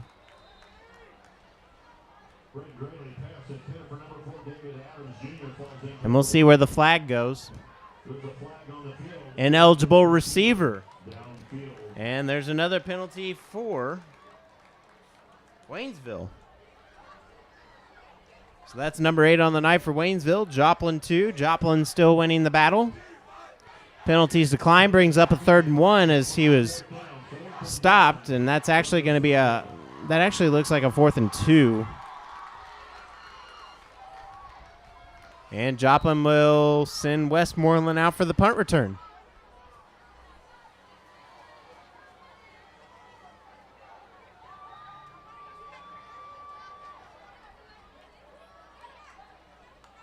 Westmoreland awaits. A little over 6 minutes to go here in the third quarter. And it's a fake. Little trickery from Waynesville. And they'll get the first down as number 5, Felix McCorkle. So a little back in your face there from Waynesville and a new life brought back. Joplin.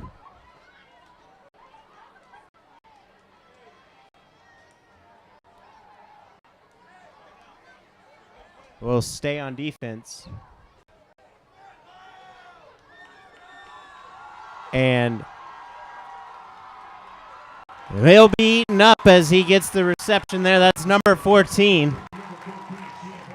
Sheen Butler Lawson losing some yards. That'll be a 2nd and that's a little 2nd and 12 there. So 5:32, clock continues to wind down. Just inside Joplin territory.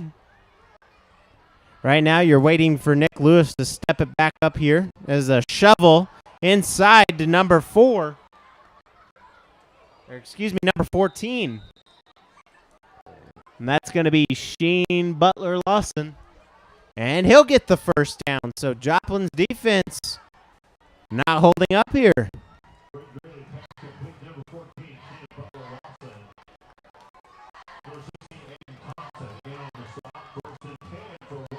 Be 1st and 10 for Waynesville at the Joplin 34-yard line. Just at 5 minutes to play here in the third quarter. Wes Underwood bringing you action here from the Dewey Combs Sports Complex as we have an interesting one, and Ethan Vang bringing pressure. Good job by the Joplin defense there. Is Ethan Vang chasing him all the way out of bounds.